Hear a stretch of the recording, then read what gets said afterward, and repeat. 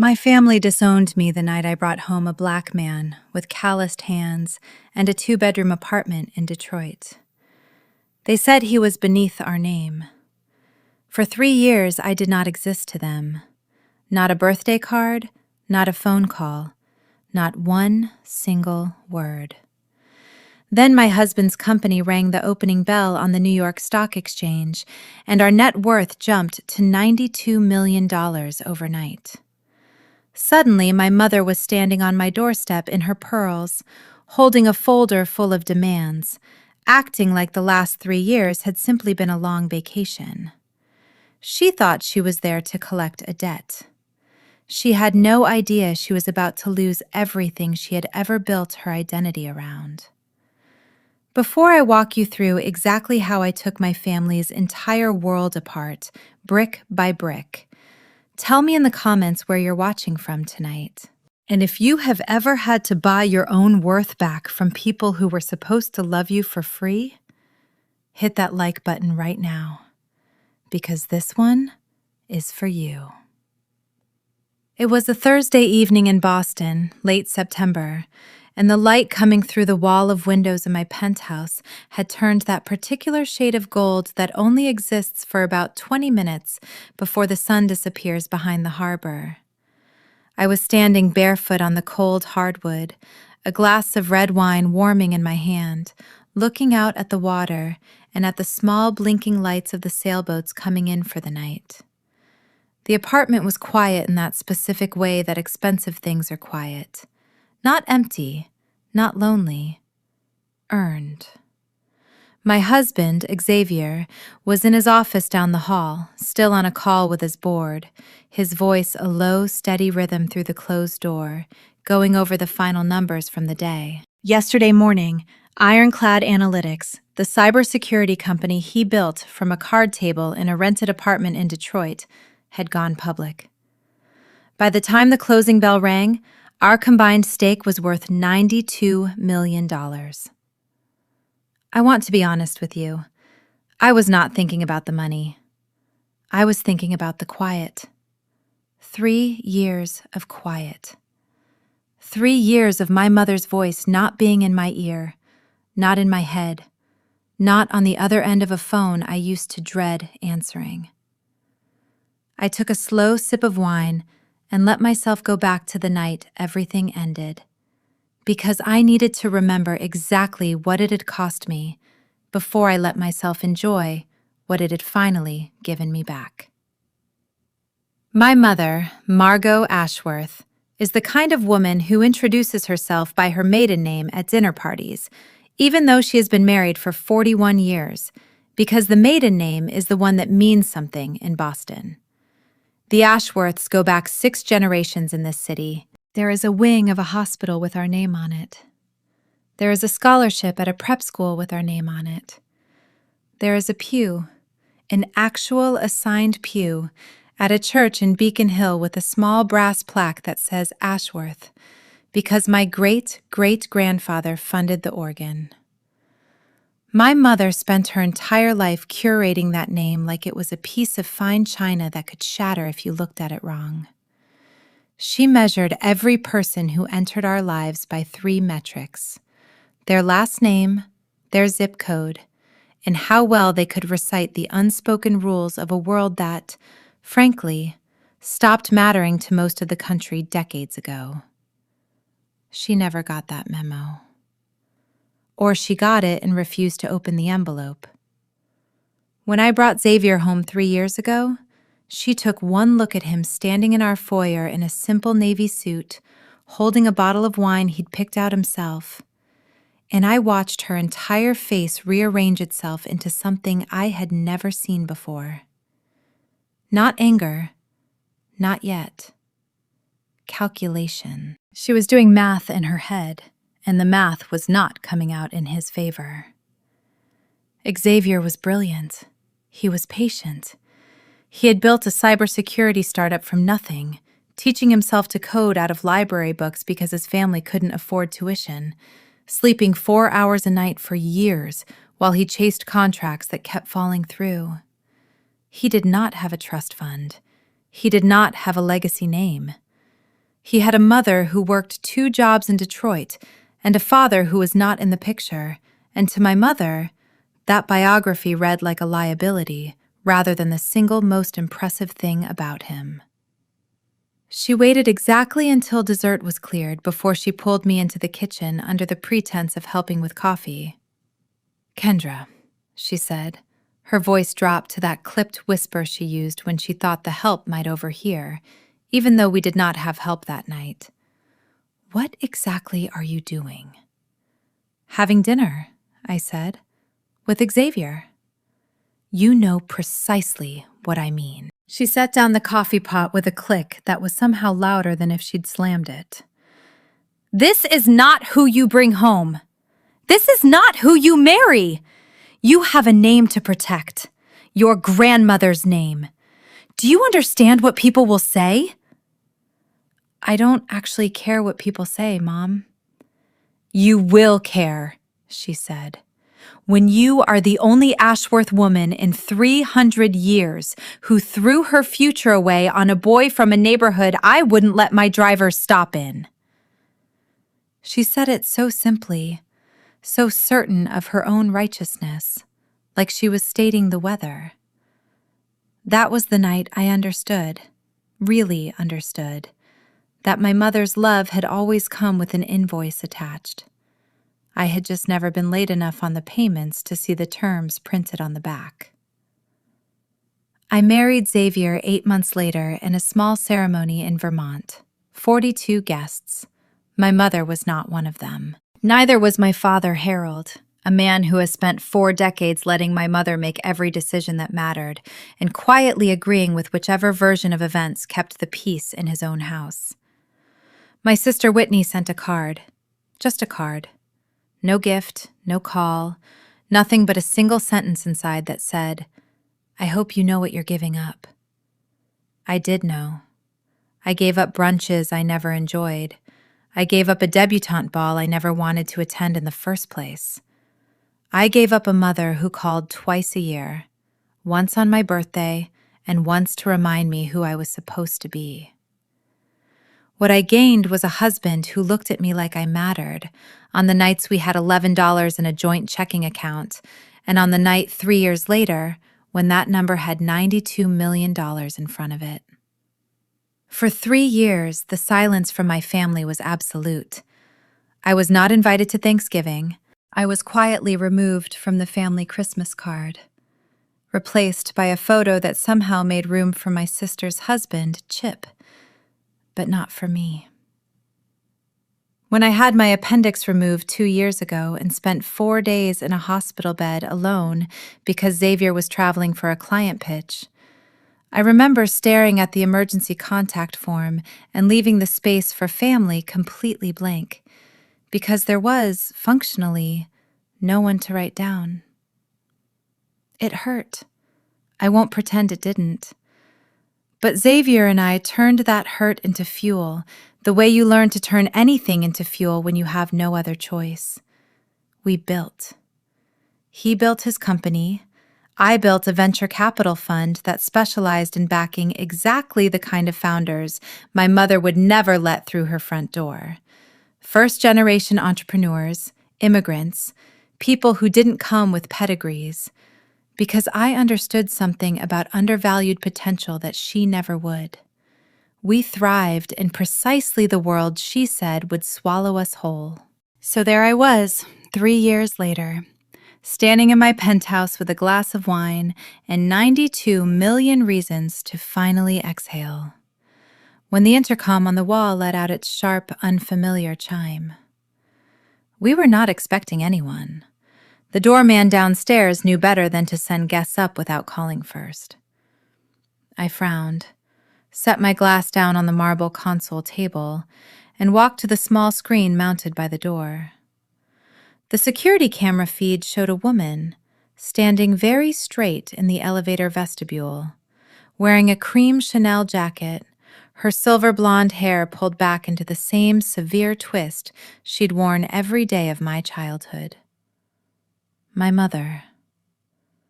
I stood there for a long moment with my hand hovering over the buzzer, feeling something cold settle low in my stomach. 3 years. Not a call, not a text. And here she was, appearing like a ghost the exact week my husband's name hit the financial news. I pressed the button. The doors opened, and my mother stepped into my home like she owned it. Chin lifted, eyes already sweeping across the custom art on the walls and the wide plate glass windows framing the harbor. She did not say hello. She did not ask how I was. She did not offer a single word about the marriage she had missed, or the milestone that had just put our family's name back in the financial papers, this time for reasons that had nothing to do with her. Instead, she reached into her handbag, pulled out a thick manila folder, and held it out to me the way you'd hand a subpoena to someone you were trying to catch off guard. "We need to talk about the foundation," she said, as if we had spoken yesterday, as if 3 years of silence were a minor scheduling gap rather than a chasm she had built with her own 2 hands. I did not take the folder. I let it hang there between us until her arm started to tremble slightly from holding it out. 3 years, Mom, I said. My voice came out steadier than I expected. 36 months of nothing, and you show up unannounced to talk business. She lowered the folder slightly, straightening her spine like she was preparing for a fight she assumed she would win, because she always had. Do not be dramatic, Kendra. I am your mother. I do not need an appointment to see my own daughter. You disowned your own daughter, I said. There's a difference. Something flickered across her face, gone almost as fast as it appeared. Not guilt. My mother does not experience guilt the way ordinary people do. It was more like irritation, the look of someone whose script was not being followed correctly. I did what I thought was right at the time, she said, which was, I noted, not an apology. You made an impulsive decision that embarrassed this family in front of people we have known for generations. But that is water under the bridge now, clearly. She glanced pointedly around the penthouse, at the floor-to-ceiling windows, at the framed photograph of Xavier ringing the opening bell that Xavier had hung by the door that very morning. Your husband has done rather well for himself. He built a company from nothing, while you told everyone at the Larchmont Society that I'd thrown my life away. And now that nothing has turned into something, she said, finally letting the folder drop to her side, it seems only fair that the family shares in it. We are, after all, still your family, whatever you'd like to pretend. I felt my jaw tighten. Say what you actually came here to say, Mom. She opened the folder and held out the top page.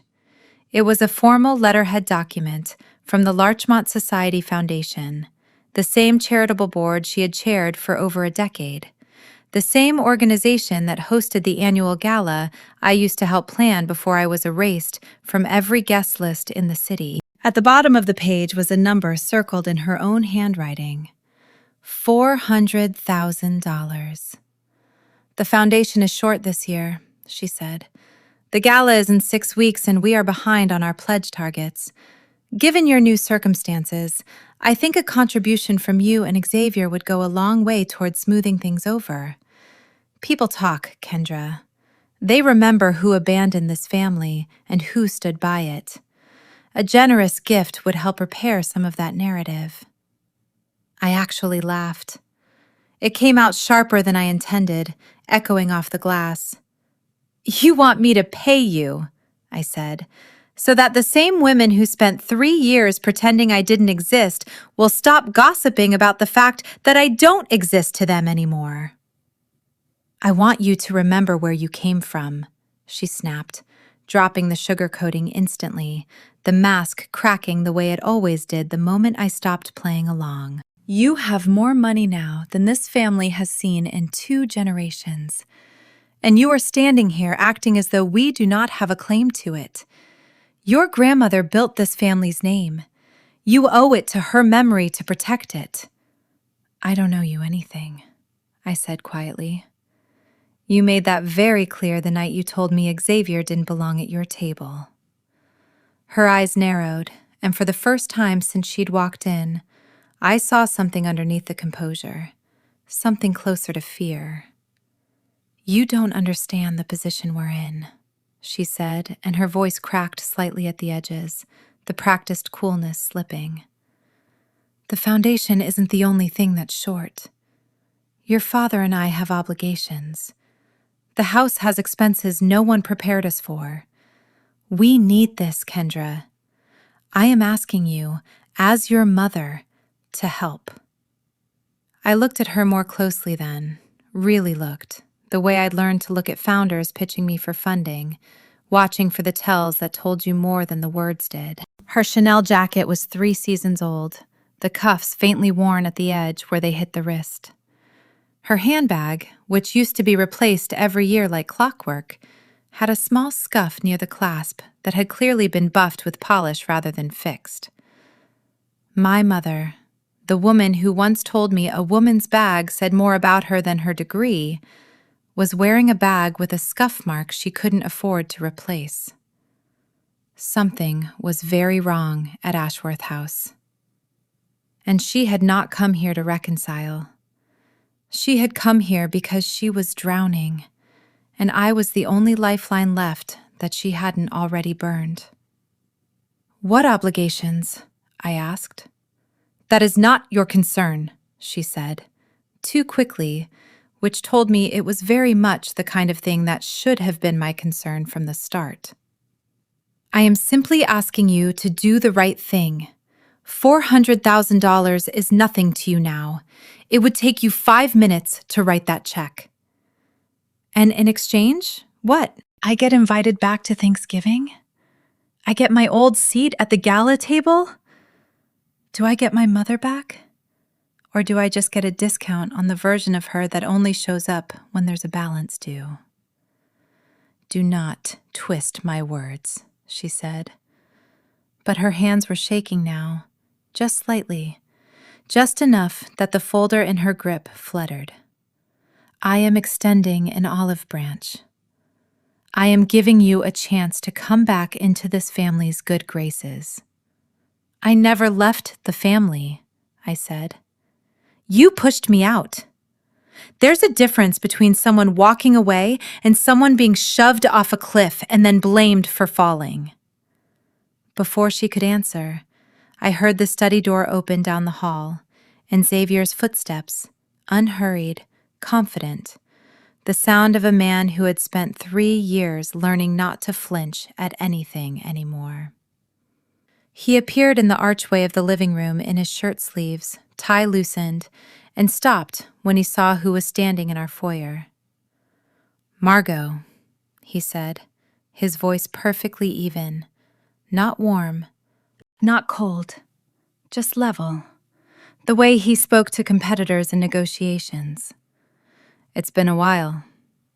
My mother's spine straightened even further, if that was possible. The old reflex of performing composure in front of someone she'd spent years dismissing. Xavier, she said, like his name tasted unfamiliar in her mouth. Congratulations on your public offering. I read about it in the paper. I appreciate that, Xavier said, walking further into the room and coming to stand beside me, close enough that his shoulder brushed mine, close enough that the message was unmistakable. Whatever this was, we were facing it together. What brings you by? I came to speak with my daughter, she said. About $400,000 for the Larchmont Gala, I added, holding up the paper she'd handed me. Xavier's eyebrows rose slightly, and I watched something pass behind his eyes, a flicker of the same disbelief I'd felt when she first pulled the folder out. He had heard the stories, of course, over the years. He had listened to me describe my mother's particular brand of transactional love 100 times over 100 quiet nights, when the silence from my family still stung more than either of us wanted to admit. But hearing about it, and watching it happen in real time in our own living room, were two very different things. "You disowned Kendra 3 years ago," Xavier said slowly, like he was double-checking he'd heard correctly. "You didn't come to our wedding. You didn't call when she was in the hospital. And now you're here asking for a donation." "It is not a donation," my mother said, her voice climbing an octave. "It is an obligation to this family's legacy, and frankly, Xavier, I don't believe this is any of your business." "She's my wife," Xavier said, and something in his tone made the temperature in the room drop several degrees. "Everything that happens to her is my business, including the part where her mother shows up unannounced demanding money the same week we go public, like you've been watching the ticker." My mother's mouth opened and closed once, and I realized, watching her, that he had landed closer to the truth than either of us understood yet. She had been watching the ticker. She had probably been watching it for weeks. "This conversation is between me and my daughter," she said finally, turning back to me, dismissing him the way she'd dismissed him from the moment we met. "Kendra, I am asking you, woman to woman, mother to daughter, to help this family through a difficult period. I do not think that is an unreasonable request given everything you now have." I picked the folder up off the console table where I'd set it down and held it back out to her. "No," I said. "Excuse me?" "No, I'm not writing you a check. Not for $400,000, not for $4. You don't get to disappear for 3 years and then walk back in the moment there's money on the table. That's not how family works, and honestly, Mom, I'm starting to think it's not how it ever worked with you. It was always a transaction. I just didn't have enough leverage to see the terms clearly until now." Her face went through several expressions in quick succession: calculation, anger, something that might have been genuine panic, before settling into a cold, brittle mask I recognized from every disagreement of my childhood. The mask she wore right before she said something designed to cut as deep as possible. "You ungrateful little girl," she said, her voice low and shaking. "Everything you are, this apartment, this life, the confidence to speak to me this way, it came from the foundation this family built. The name you were born with opened every door you have ever walked through, and the moment you had money of your own, you decided you didn't need us anymore. You have no idea what it took to build what we have. You have no idea what is at stake." "Then tell me," I said. "What's actually at stake, Mom?" Because a scuffed handbag and a folder full of donation requests doesn't scream old money stability. It screams desperation. So why don't you drop the performance and tell me what's really going on at Ashworth House?" For a long moment, she said nothing. The silence stretched long enough that I could hear the distant hum of the building's climate system, the soft clink of the wine glass I'd left on the console table. Then, behind her, the elevator chimed again. My mother didn't turn around. She didn't have to. She knew exactly who it was. Because she had planned this, the way she planned every social maneuver of her life, with backup arriving right on schedule. The doors slid open, and my sister Whitney walked in first, her heels clicking sharply against the hardwood, followed by her husband, Chip Colby, a man whose handshake had always felt like he was trying to prove something to himself more than to you. Whitney was dressed like she'd come from a luncheon, all cream and gold, her hair blown out to magazine perfection. Chip wore a suit that probably cost more than most people's monthly rent, The kind of suit that announced Wall Street before he ever opened his mouth. "Kendra," Whitney said, breezing past our mother like she hadn't even registered the tension in the room. "This place is stunning. I told Chip it would be, didn't I, Chip? I said Xavier has excellent taste." "You didn't call," I said. "Neither of you have called in 3 years, and now you're just letting yourselves into my home?" "Don't be so dramatic," Whitney said, waving a hand dismissively, the exact gesture our mother used, the exact tone. A woman who had spent 33 years being told she could do no wrong and had built her entire personality around that certainty. "We're family. Families don't need invitations." "You made it very clear 3 years ago that I wasn't part of this family anymore," I said. "So which is it? Am I your sister? Or am I the embarrassment you and Mom spent 3 years pretending didn't exist?" Whitney's smile faltered slightly, just at the edges, before she recovered it. "That's ancient history.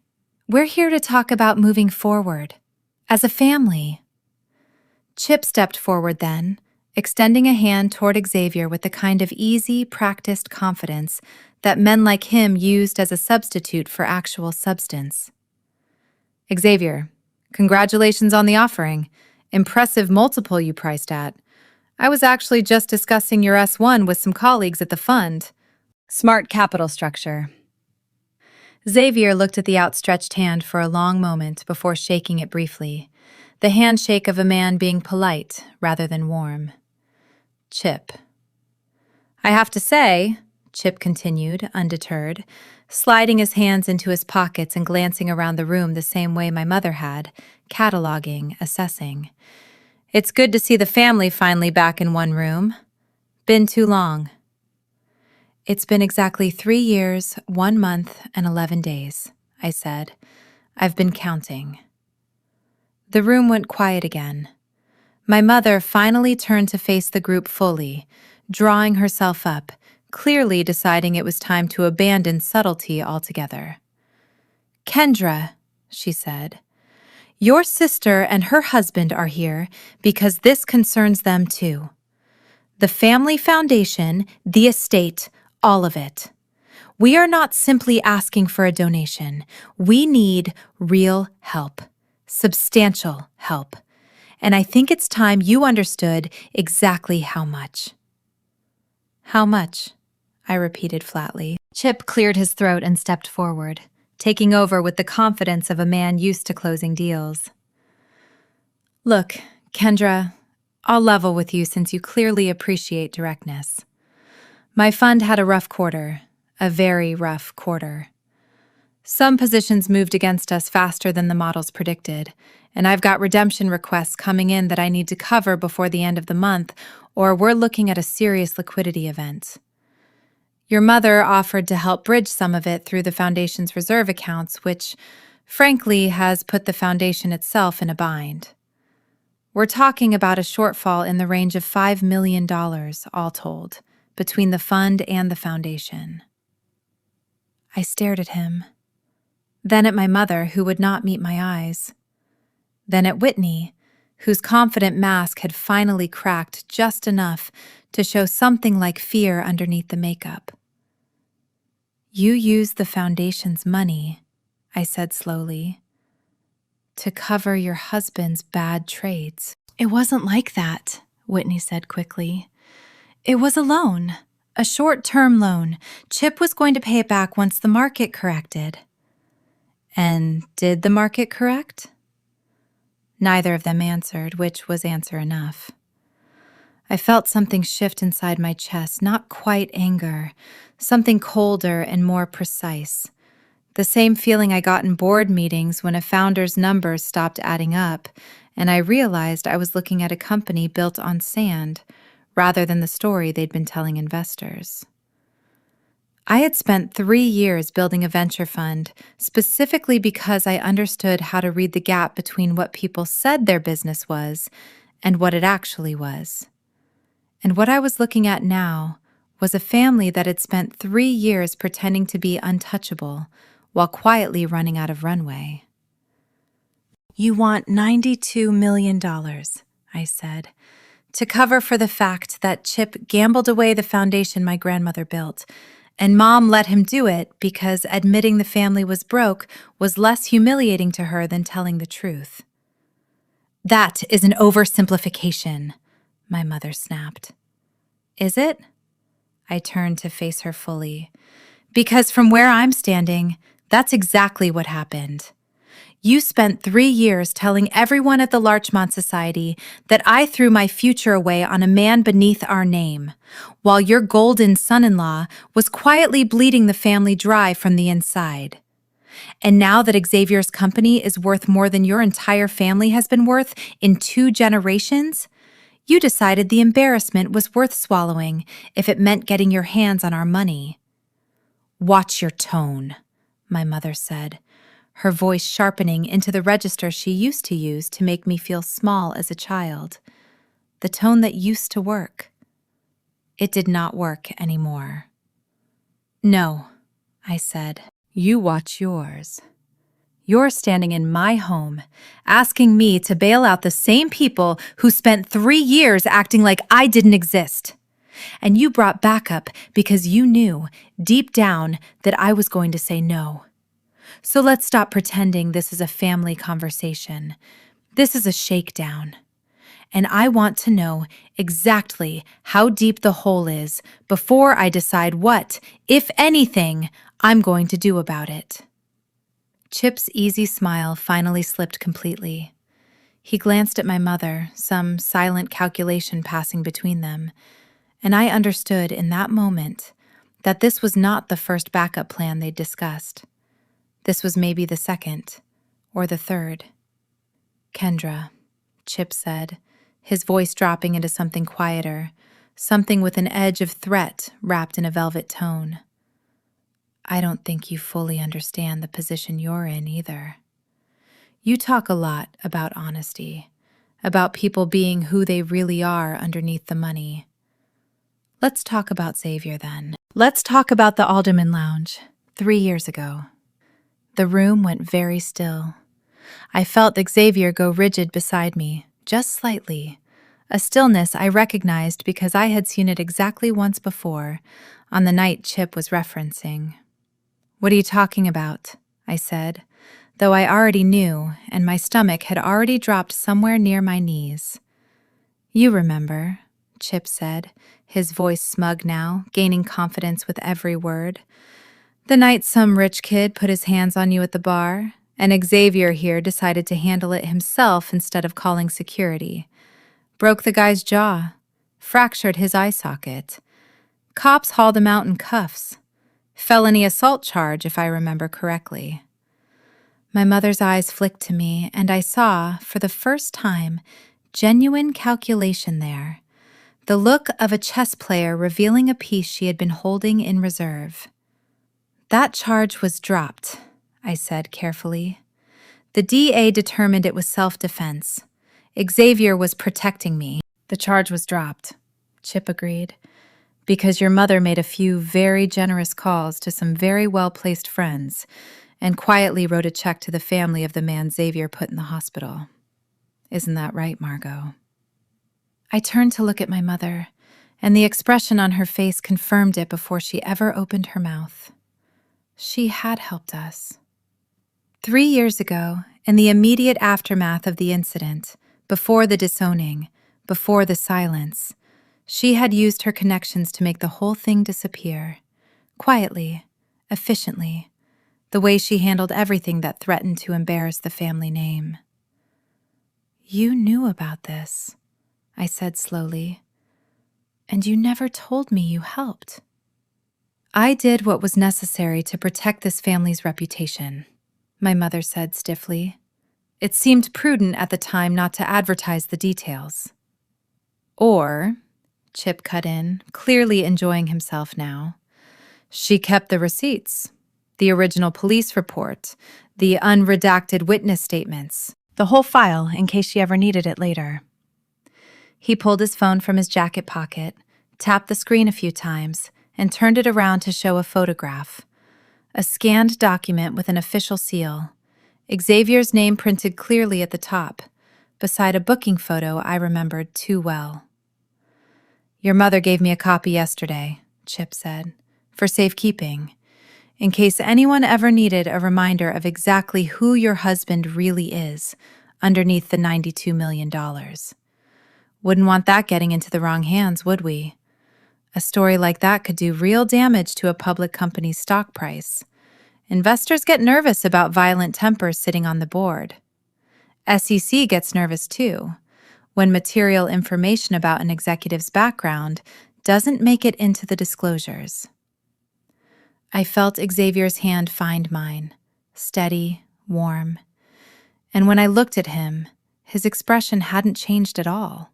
If anything, there was something almost calm settling over his features, the particular calm of a man who has already run every version of this conversation in his head and found himself unbothered by all of them.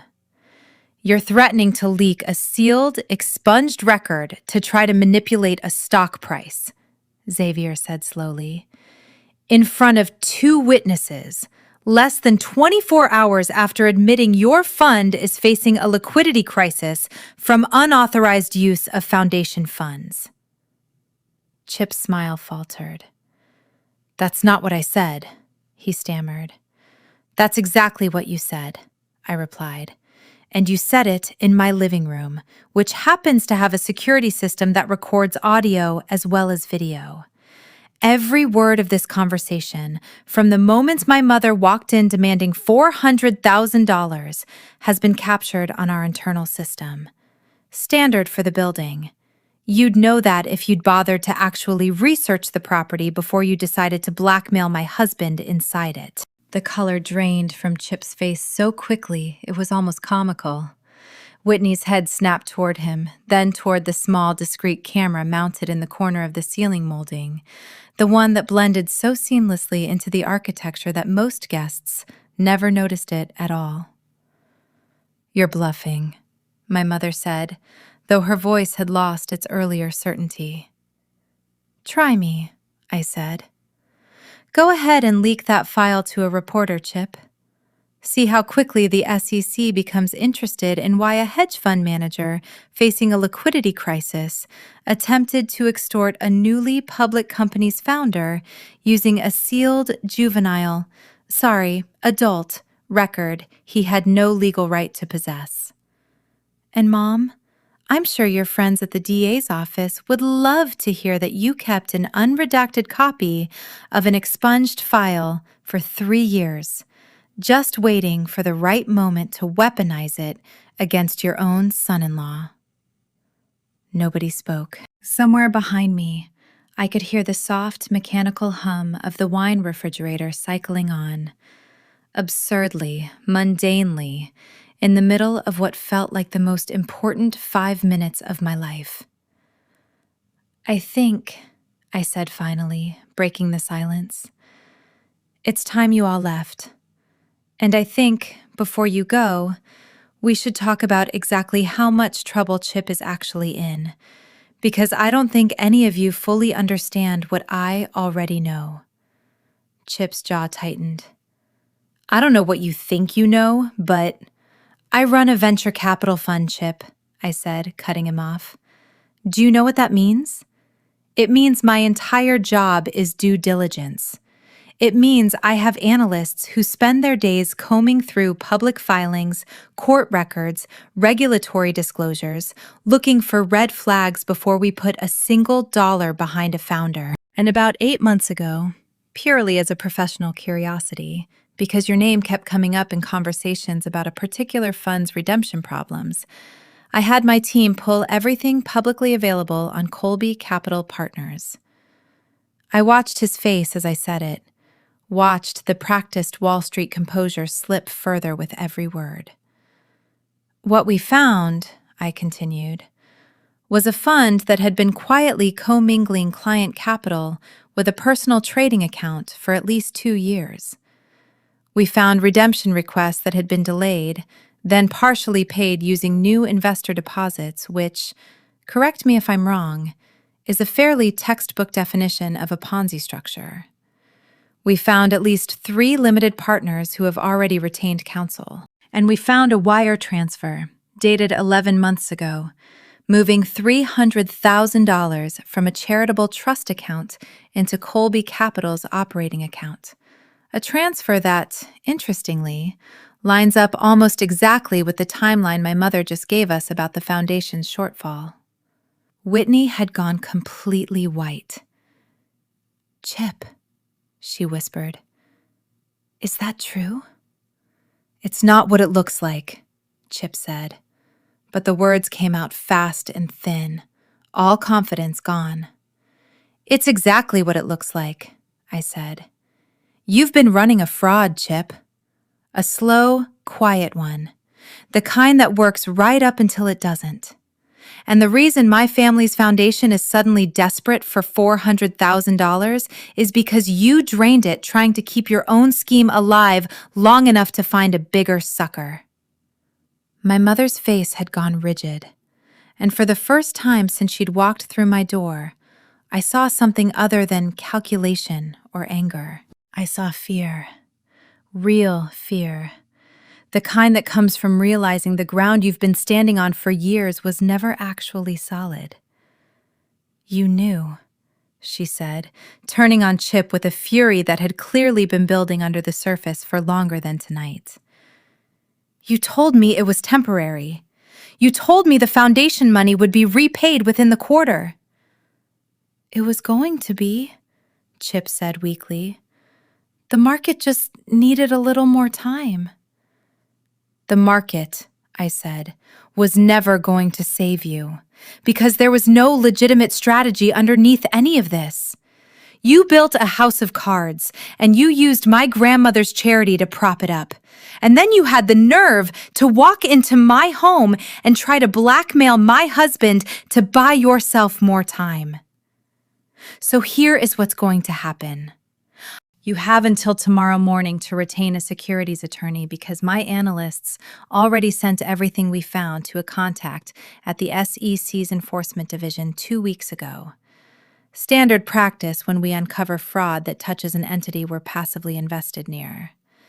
And an investigation has already been opened. I'd imagine you'll be hearing from them very soon." "You can't," Whitney started, but her voice had no fight left in it. "I already did," I said. "This isn't a threat, Whitney. It already happened. Whatever comes next for Chip has nothing to do with me, and everything to do with choices he made a long time before he ever stepped into my living room tonight." Chip's phone had gone slack in his hand, the incriminating photo of Xavier's booking sheet still glowing on the screen, utterly irrelevant now compared to the storm that was about to land on his own life. My mother turned to look at me, and for the first time in my entire life, I saw her without any armor at all, just an aging woman in a jacket she couldn't afford to replace, standing in the wreckage of a plan that had gone catastrophically sideways in the space of 15 minutes.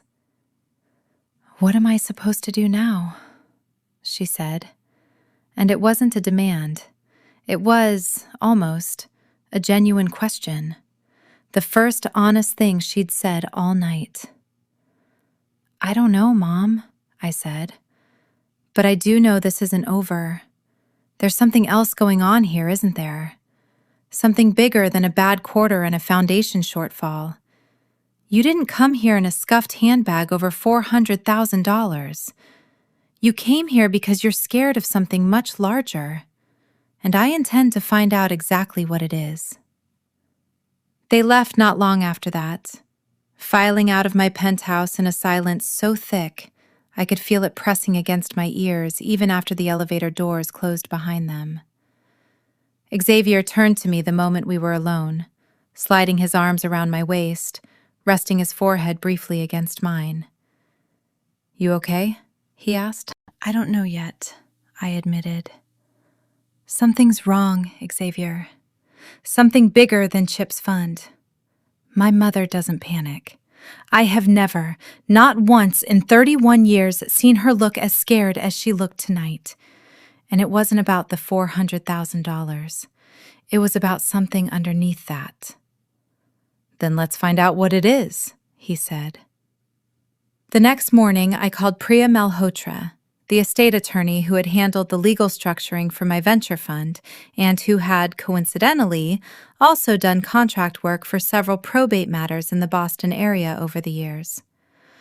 I asked her to do something I probably should have done 3 years earlier, the moment my mother cut me off. Pull the full probate record for my grandmother Eleanor Ashworth's estate. My grandmother died 5 years ago, 2 years before I met Xavier, back when my relationship with my mother was strained but not yet broken. Eleanor had been the one person in my family who never seemed to care about pedigree or performance. She used to sneak me chocolate at family dinners when my mother wasn't looking and tell me, in her dry, unbothered voice, that the Ashworth name was worth exactly as much as the people who carried it, and not 1 cent more. I had always assumed her estate had been settled cleanly, divided between my mother, my aunt in Chicago, and eventually passed down to Whitney and me in whatever proportion the will dictated. I had never actually looked at the documents myself. I had trusted my mother to handle it, the way you trust family to handle things you don't think to question. That trust, it turned out, had been a mistake. Priya called me back 3 days later, her voice careful in a way that immediately told me something was wrong. "Kendra," she said, "I need you to come into the office. I found something in the probate file that you need to see in person." I sat across from her desk an hour later, Xavier beside me, as she slid a thin stack of papers across the table. "Your grandmother's original will," Priya said, "left her estate divided equally between your mother and your aunt, with a specific secondary provision creating a trust for her grandchildren, you and Whitney, to be split evenly and distributed once both of you turned 30. That trust included a minority stake in Ashworth House itself, the family estate in Newport, along with a portfolio of investment accounts that, at the time of her death, were valued at just over $6 million combined." "I've never heard about any of this," I said slowly. "That's because," Priya said, pulling out a second document, "roughly 14 months after your grandmother's death, a renunciation form was filed with the probate court. A renunciation is a legal document where a beneficiary voluntarily gives up their claim to an inheritance, redirecting their share to another named party, in this case, entirely to Whitney." She turned the page around so I could see it clearly. "This form has your signature on it." I stared at the signature. It was close. It was close enough that a bank teller or a notary who didn't know my handwriting particularly well might not have looked twice. But it was not my signature. The loop on the K was wrong. I have written my own name tens of thousands of times in my life, and I know exactly how it curls, and this was not it. "I never signed this," I said, my voice coming out flatter than I expected, the shock arriving slower than the anger. "I didn't even know this trust existed." "I believed you," Priya said quietly, "which is why I had our forensic document examiner take a look at it before I called you in. She's prepared to testify that this signature shows clear indicators of forgery, inconsistent pressure points, a different pen grip pattern than your authenticated signature samples from that same period. And there's something else." She pulled a third page from the folder.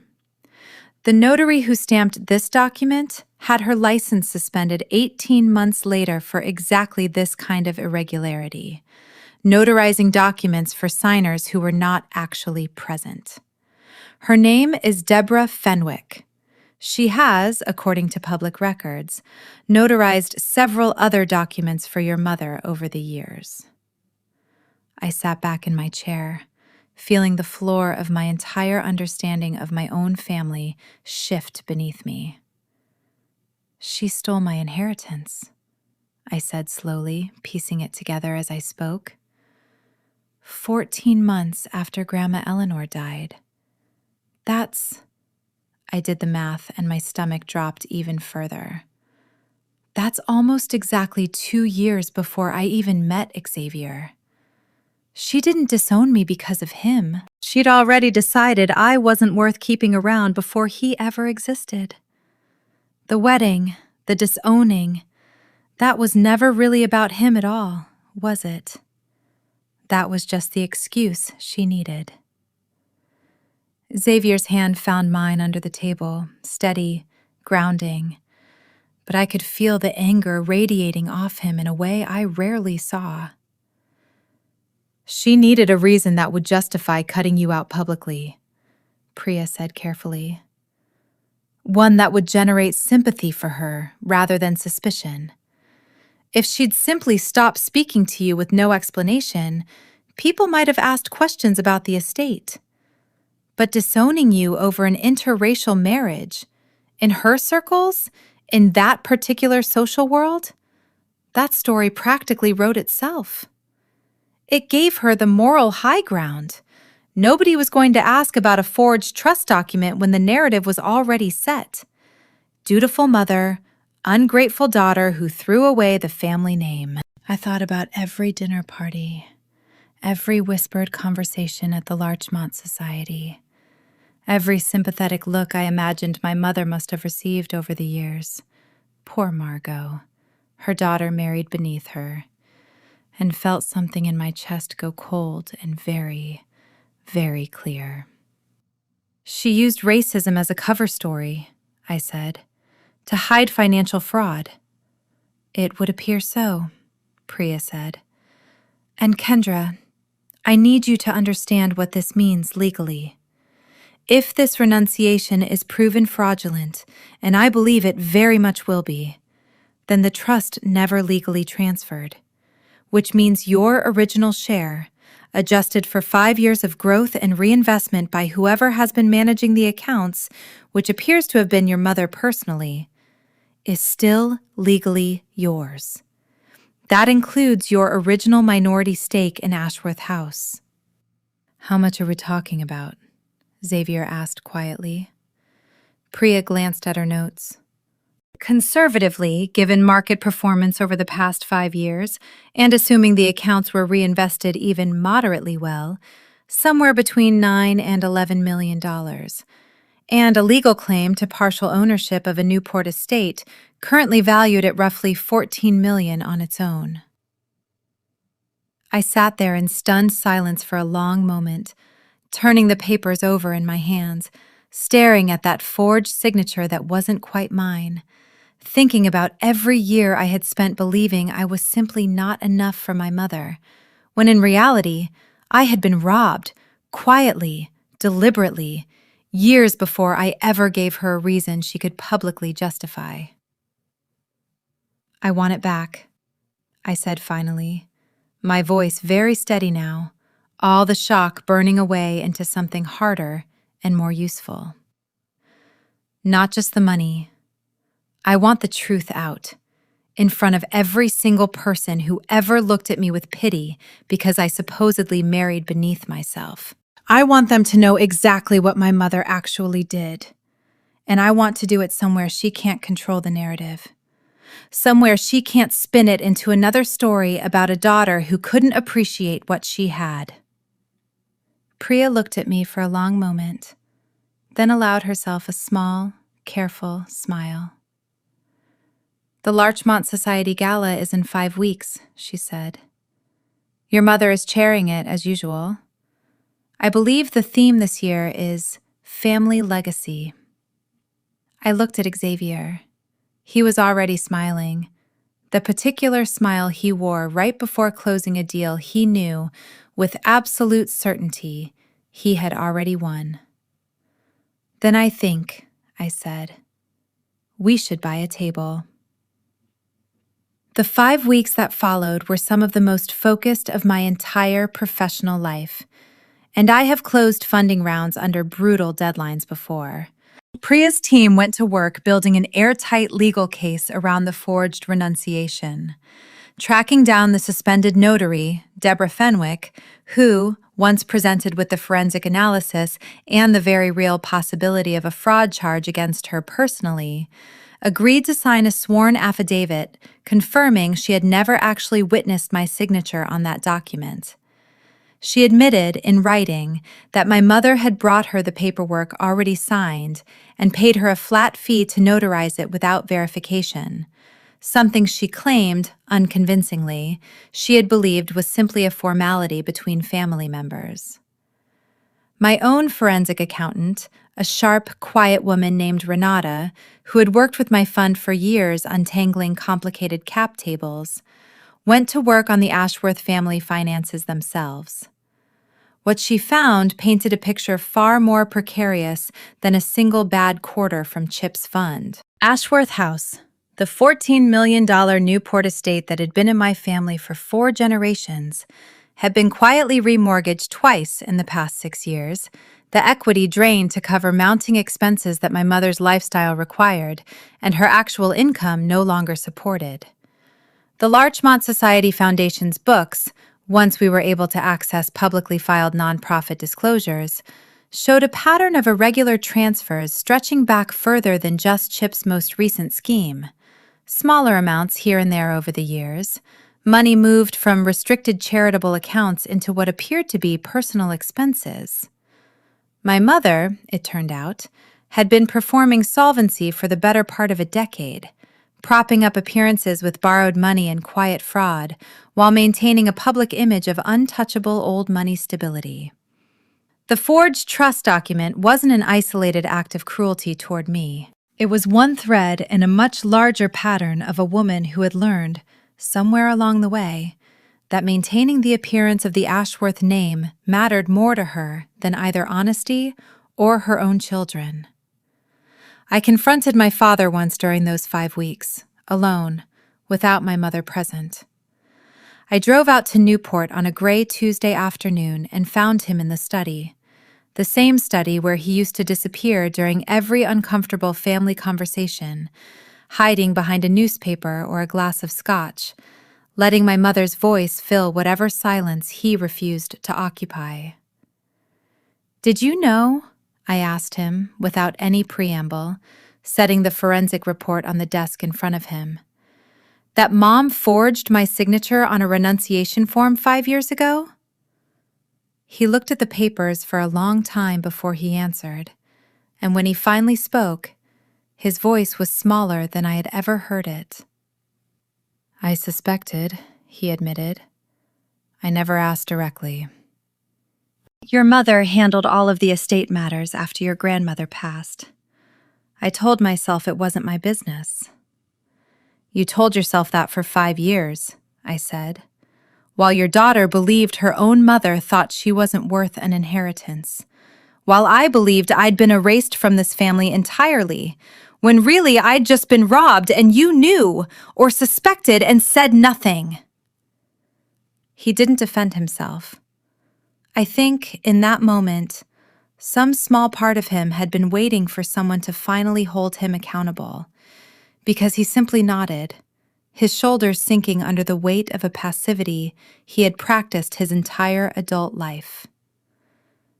"I'm sorry," he said. "That's not enough, I know. It was never enough, with any of it.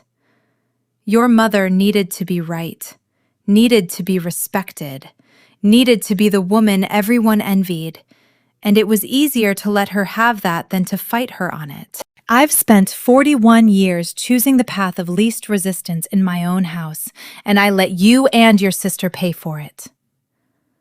I left Ashworth House that day without forgiving him, but also without the anger I expected to feel. He was, in his own way, as much a casualty of my mother's need for control as I had been, just one who had chosen comfort over courage every single time it mattered. Whitney came to see me twice during those 5 weeks, once furious, once desperate. The furious visit ended with her storming out of my office after I refused to intervene on Chip's behalf with the SEC, informing me coldly that I had ruined her marriage and her reputation and that she hoped I was happy. The desperate visit, 3 days before the gala, was quieter. She sat across from me in my office, no makeup, hair pulled back in a simple ponytail I hadn't seen her wear since we were teenagers, and asked me, in a small voice I barely recognized, whether any of it was true. The forged signature, the trust, whether our mother had really done that. "I have the forensic report," I told her. "I have the notary's sworn statement. It's true, Whitney." She was quiet for a long time. "She gave the trust to me," she said finally, almost to herself. "I always thought it was because I did everything right. Married the right man, kept the right friends. I thought I'd earned it." She looked up at me, and I saw something genuinely broken in her expression for the first time in longer than I could remember. "She didn't give it to me because I earned anything. She just needed somewhere to hide what she took from you." I didn't say anything to comfort her. I wasn't ready to, and I don't think, honestly, it would have been true comfort even if I had. But I also didn't turn her away. Whatever else Whitney had done, whatever cruelty she'd participated in over the years, she was, in that moment, beginning to understand the same betrayal I'd been carrying for 5 weeks. And there was something almost human in watching her finally see our mother clearly. "What are you going to do?" she asked. "At the gala?" "I'm going to tell the truth," I said, "in front of everyone. Because Mom has spent 30 years controlling every narrative in this family, deciding who gets to be the victim and who gets to be the disappointment. And I think it's time the actual facts got a turn." Whitney didn't argue with me. She just nodded, slowly, and left without another word. I spent the final week before the gala on the phone more than I care to admit, coordinating with an old contact of mine, Special Agent Diane Okafor, who worked white-collar crime out of the Boston SEC Enforcement Division, and who had been assigned to the case my analysts had flagged months earlier regarding Colby Capital Partners. I hadn't originally intended for the 2 threads of this story, Chip's fraud and my mother's forgery, to collide on the same night in the same room. But when Agent Okafor mentioned, almost as an aside, that they were preparing to execute an arrest warrant for Chip within the next 2 weeks once the final paperwork cleared, and I mentioned, just as casually, that the family in question would all be gathered together at a very public gala on a very specific date, neither of us needed to say the rest out loud. "I can't promise you the timing," she told me carefully. The kind of careful that federal agents use when they mean exactly what they're implying without technically promising anything. "But I can tell you the warrant will likely be active by then, and executing it in a controlled public setting isn't outside the realm of standard procedure, especially given flight risk concerns with an individual of Mr. Colby's resources." I understood the implication clearly enough. I didn't need her to promise anything. I only needed the truth to arrive on schedule. And truth, I was learning, had a way of arriving exactly when you finally stopped protecting the people who'd spent years hiding from it. Priya, meanwhile, filed a formal petition with the probate court contesting the original renunciation, attaching the forensic handwriting analysis and Deborah Fenwick's sworn affidavit. She warned me the court process itself would likely take months to fully resolve, but the filing alone created an immediate public record, one that any interested party, a journalist for instance, or a member of the Larchmont Society with a particularly active gossip network, could easily find if they knew where to look.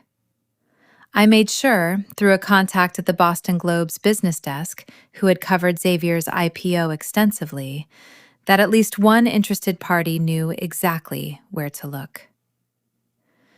The night of the gala arrived on the first Saturday of November, unseasonably warm for Boston.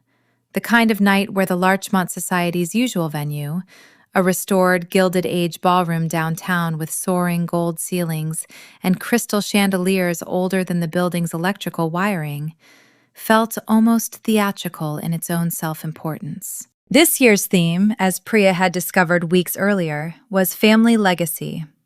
An irony so precise it felt almost too convenient, as though my mother had unknowingly written the title of her own downfall onto 400 embossed invitations. Xavier and I arrived fashionably late, which was, admittedly, a deliberate choice.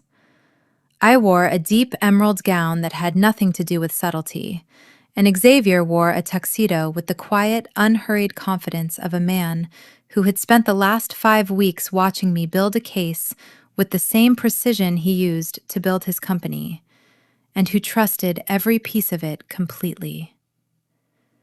In my clutch, folded into a slim leather portfolio Priya had prepared specifically for this purpose, I carried copies of the forensic report, the notarized affidavit, and the probate court filing. The ballroom was already full when we walked in. 400 of the city's oldest names arranged around round tables draped in white linen.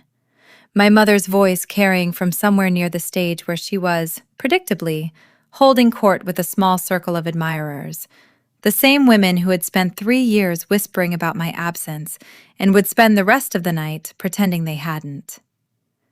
She saw us the moment we crossed the threshold. I watched the color drain slightly from her face, quickly replaced by the practiced composure she deployed like armor, and she made her way toward us with a smile so brittle it looked like it might crack her jaw. "Kendra," she said, kissing the air near my cheek in that particular performance of affection she reserved for public settings. "I didn't realize you'd be joining us tonight." "We bought a table," I said pleasantly. "Table 12, I believe, right near the stage." Something flickered behind her eyes, a calculation running quickly, trying to determine what this meant, whether it was an olive branch or a trap. And I let her sit with that uncertainty for exactly as long as it took her to decide, incorrectly, that it was the former. "How wonderful," she said, recovering her smile. "I'm so pleased you've decided to support the foundation after all. Perhaps you've reconsidered our conversation." "Perhaps," I said, and left it there, watching her relax slightly, watching her decide that the crisis had passed, that her daughter had finally come to her senses and returned to the fold the way daughters were supposed to when the money got large enough. She had no idea what was coming. Dinner passed in a blur of small talk and pointed glances from women who clearly remembered every rumor that had circulated about me over the past 3 years, and were now visibly recalculating their opinions in real time as they watched Xavier charm the table with the same easy confidence that had once won over investors who'd initially dismissed him for exactly the reasons my mother had. I watched Chip across the room, seated at the Colby family table with Whitney beside him, his laugh a half-second too loud, his hand gripping his champagne glass a half-second too tight. He knew something was coming. He just didn't know what, or when. The program moved through its usual rhythms, a welcome from the Society's president, a brief video about the Foundation's charitable initiatives over the past year, a silent auction update projected onto screens flanking the stage, and then, as the dessert plates were being cleared, my mother rose from her seat at the head table and made her way to the podium, resplendent in a beaded gown the color of champagne, the picture of everything she had spent her entire life trying to become. "Good evening," she began, her voice carrying easily through the room with the polish of decades of practiced public speaking. "Tonight's theme, Family Legacy, means something particularly special to me this year. As many of you know, my mother, Eleanor Ashworth, founded this society's charitable arm nearly 50 years ago, believing deeply that a family's true wealth is measured not in dollars, but in the values we pass down to the next generation.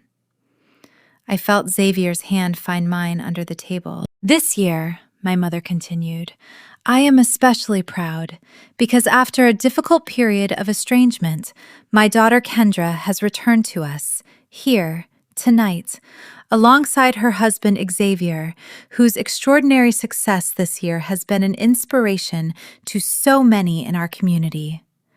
Family, after all, forgives. Family endures. There was a soft ripple of applause, warm and approving, 400 people nodding along to a story that fits so neatly into the narrative they already understood. Prodigal daughter returns, forgiving mother welcomes her home, the Ashworth legacy intact and thriving. I stood up. The applause faltered slightly, uncertain, as I made my way toward the small set of steps leading up to the stage, Priya's leather portfolio in my hand. My mother's smile stayed fixed in place, but I saw the exact moment panic entered her eyes. The moment she understood that I was not walking up there to deliver a gracious thank you. Actually, I said, taking the microphone from its stand with a gentle but firm motion, my mother's hand hovering uselessly beside it. I'd like to say a few words, if that's all right, since we're talking about family legacy. The room went quiet, in that particular way large rooms go quiet. 400 conversations dying at once, replaced by the soft clink of ice in glasses and the low hum of the chandeliers overhead. My mother is right about one thing, I said, my voice steady, carrying easily through the microphone. My grandmother, Eleanor Ashworth, did believe a family's wealth was measured in values rather than dollars. She used to tell me that constantly, actually, usually while sneaking me chocolate at family dinners when my mother wasn't looking. A small, surprised laugh rippled through part of the room, the older guests who remembered Eleanor fondly, and I let it settle before continuing. What my mother didn't mention is that 5 years ago, 14 months after my grandmother passed away, someone forged my signature on a legal document renouncing my share of the trust my grandmother had specifically created for her grandchildren. A trust worth, at the time, over $6 million, including a minority ownership stake in Ashworth House itself. The room's temperature seemed to drop several degrees all at once. My mother's face had gone the color of the tablecloths. "Kendra," she said sharply into the small gap where my voice paused. "This is neither the time nor the— I have a forensic handwriting analysis," I continued, raising the portfolio slightly, my voice never wavering, confirming that signature is not mine. I have a sworn affidavit from the notary who stamped it, admitting she never actually witnessed me sign it. And I have a probate court filing submitted 3 weeks ago, formally contesting the document's validity. I looked directly at my mother now, letting 400 witnesses see exactly what I was seeing. A woman whose entire public identity had just begun cracking open in real time. The woman who forged that document is the same woman who told me 3 years ago that my husband was beneath our family's name and that marrying him made me an embarrassment to this legacy she's so proud of tonight. I've come to understand something over these past 5 weeks that I think this entire room deserves to understand too. The story she told about why she disowned me was never actually about who I married. It was about hiding what she'd already stolen. A murmur swept through the crowd, low and electric, the particular sound of 400 people simultaneously reconsidering everything they thought they knew. "That's a lie," my mother said, her voice rising, stepping toward me, reaching for the microphone. "This is a private family matter, and I won't have you." "It stopped being private," I said calmly, stepping back just enough to keep the microphone out of her reach. The moment you decided to use a fabricated story about my marriage to cover up financial fraud in front of every single person in this room for 3 years. You wanted witnesses to my supposed shame, Mom. Well, here they all are. I thought they deserved witnesses to the truth, too. My mother's composure, the armor she had spent 40 years perfecting, finally shattered completely. You ungrateful, vindictive girl, she hissed, no longer performing for the room, no longer bothering to modulate her voice for the microphone that was still, unfortunately for her, well within range. I gave you everything. Every opportunity, every connection, every door in this city was open to you because of the name I built. And this is how you repay me? Humiliating me in front of the entire society. You didn't build this name, I said quietly. Grandma Eleanor built it, on actual charity and actual community. And you've spent 30 years hollowing it out from the inside while performing its values on a stage exactly like this one. Someone get security, my mother snapped toward the wings of the stage, her voice cracking with a fury I had genuinely never witnessed from her before, not even on the night she disowned me. This event is over. It's not quite over yet, actually, I said. There's one more thing. At that exact moment, as though summoned by the sentence itself, the heavy double doors at the rear of the ballroom opened, and 4 agents in dark windbreakers marked with bold yellow lettering, FBISEC, stepped through into the room, moving with the unhurried, deliberate pace of people who had done this exact walk many times before and felt no need to rush it. A collective gasp rippled backward through the tables like a wave, heads turning, 400 phones instinctively lifting to capture whatever was happening. Agent Diane Okafor led the group, scanning the room briefly before her eyes landed on the Colby family table, where Chip had gone rigid, his champagne glass frozen halfway to his mouth. "Charles Colby," she called out, her voice cutting cleanly through the stunned silence of the ballroom. "You're under arrest for securities fraud, wire fraud, and misappropriation of charitable trust funds. Please stand up slowly and keep your hands where I can see them." Whitney let out a sound somewhere between a gasp and a sob, both hands flying to her mouth. Chip stood on unsteady legs, his face ashen, glancing around the room as though searching for an exit that didn't exist, as though the same social capital that had gotten him into every room of his adult life might somehow talk his way out of this one, too. It did not. The agents closed the distance quickly, calm and practiced, and within seconds, the cold click of handcuffs echoed through a room that had gone almost perfectly silent. 400 of the city's most powerful people watching in stunned fascination as a man who had spent years cultivating an image of Wall Street infallibility was walked out of a Gilded Age ballroom in disgrace, his tuxedo jacket rumpled, his composure entirely gone. My mother stood frozen at the podium beside me, watching the scene unfold with an expression I had never seen on her face before, something close to genuine, unguarded horror. The mask, finally, completely gone. "I didn't know," she said quietly, almost to herself, though I wasn't entirely sure whether she meant she hadn't known about the extent of Chip's fraud, or whether she simply hadn't known how thoroughly her carefully constructed world was about to collapse in a single night. I set the microphone gently back into its stand. "You knew enough," I said, my voice lower now, meant only for her, though the microphone had already done its work and the room had already heard everything it needed to hear. "You knew enough to forge a document. You knew enough to keep a sealed police file as a weapon. You knew enough to let your own husband stay silent for 5 years about what you'd done.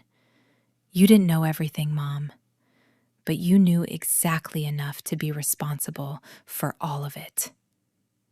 My father, who had been sitting silently at the head table through the entire unraveling, finally stood. It was, I realized, the first time in longer than I could remember that I had seen him move with any real purpose, rather than simply following wherever the current of my mother's will happened to be pulling him. "Margot," he said, his voice unexpectedly steady, carrying across the stunned quiet of the ballroom. "I think it's time we both stop pretending. To ourselves and to everyone in this room." My mother turned to look at him, and something passed between them. 41 years of marriage compressed into a single, silent exchange. And for the first time in my life, I watched my father not look away first. Whitney had come around the table, her face streaked with mascara, and stood beside me close enough that I could feel her shaking. She didn't say anything. She didn't need to. Whatever illusions she had been living inside, the golden marriage, the untouchable social standing, the mother who had chosen her, had all just been publicly incinerated in the space of about 6 minutes, and there was nothing left to say that would make any of it smaller or easier to carry. The room, 400 strong, sat in the kind of silence that follows genuine spectacle. The sound of an entire social ecosystem quietly recalibrating itself around a new and unavoidable truth. I looked out at all of them, at the faces that had spent 3 years pitying me, gossiping about me, deciding I had thrown away my future. And I felt, for the first time since that terrible night in my mother's kitchen 3 years earlier, something that felt almost exactly like peace. "Enjoy the rest of the gala," I said quietly into the microphone, and stepped down from the stage. The weeks that followed the gala unfolded with the particular speed that only true scandal seems to generate in a small, insular social world like the one my mother had spent her life curating. By Monday morning, the story had made the Boston Globe's business section, a carefully sourced piece detailing Chip Colby's arrest, the alleged Ponzi-style fraud at Colby Capital Partners, and the misappropriated foundation funds traced back to the Larchmont Society itself. By Wednesday, it had been picked up by a national financial outlet, the kind of coverage that made institutional investors nervous and made the phrase reputational risk appear in 3 separate emails Chip's former colleagues sent quietly, severing ties before the ink on the indictment was even dry. Whitney filed for divorce 11 days after the gala. I found out not from her directly, but from Priya, who had been keeping a professional eye on the public court filings connected to our own probate case and happened to notice the new filing land in the same courthouse. When Whitney finally called me 3 weeks later, her voice was smaller than I had ever heard it, stripped of the practiced confidence she'd worn her entire life like a second skin. "He used my name on everything," she told me, and I could hear that she was crying. Quietly. The kind of crying you do when you've run out of other options. "The house Mom and Dad gave us as a wedding gift. He'd taken out a second mortgage on it 2 years ago without telling me, using it as collateral to cover fund losses. It's gone, Kendra. All of it. The lawyers say there's nothing left once the restitution claims get sorted out. I don't even have enough for a security deposit on an apartment." I sat with that for a long moment, feeling the old reflex rise up in me, the instinct to fix things, to write a check, the same instinct my mother had once tried to exploit in my own living room. But I also thought about 33 years of Whitney being handed everything, of a childhood spent watching her get praised for choices I was punished for making differently, of a trust that had been stolen from me and quietly handed to her without either of us ever questioning why. I can't fix this for you, Whitney, I said finally. I'm not going to pretend that's cruelty. It's just true. You're going to have to build something of your own now, the way Xavier and I did. I'll help you find a decent apartment. I'll help you figure out how to write a resume if it's been that long. But I'm not writing you a check, and I'm not doing it because I don't love you. I'm doing it because I finally understand what happens to people in this family when someone else keeps paying their way through consequences. She was quiet for a long time. That's fair, she said eventually, and I heard, underneath the exhaustion in her voice, something that might have been the very first honest thought she'd had about herself in years. I think I actually need to hear that from someone. Chip's case moved through the federal system with the grim efficiency these things tend to have once the evidence is this thoroughly documented. He eventually pleaded guilty to reduce his sentence, avoiding trial, and was sentenced to 7 years in federal prison, along with an order of restitution that would take the rest of his working life to satisfy, assuming he ever worked again in any capacity that involved handling other people's money. The Larchmont Society's foundation, meanwhile, underwent a very public leadership overhaul. My mother quietly, permanently removed from the board she had chaired for over a decade, replaced by a committee that instituted the kind of financial oversight that probably should have existed years earlier. The probate court case moved more slowly, as these things always do. But the outcome, once Deborah Fenwick's affidavit and the forensic analysis were formally entered into evidence, was never seriously in doubt. The renunciation was voided. My original share of my grandmother's trust, now grown to just over $11 million through 5 years of reinvestment, was legally restored to me, along with my minority ownership stake in Ashworth House itself, a stake that, combined with the mortgages my mother had quietly taken out against the property over the years, meant that when the accounting was finally complete, she and my father owed more against the estate than they could possibly cover, and I held enough of a legitimate legal claim to force a resolution.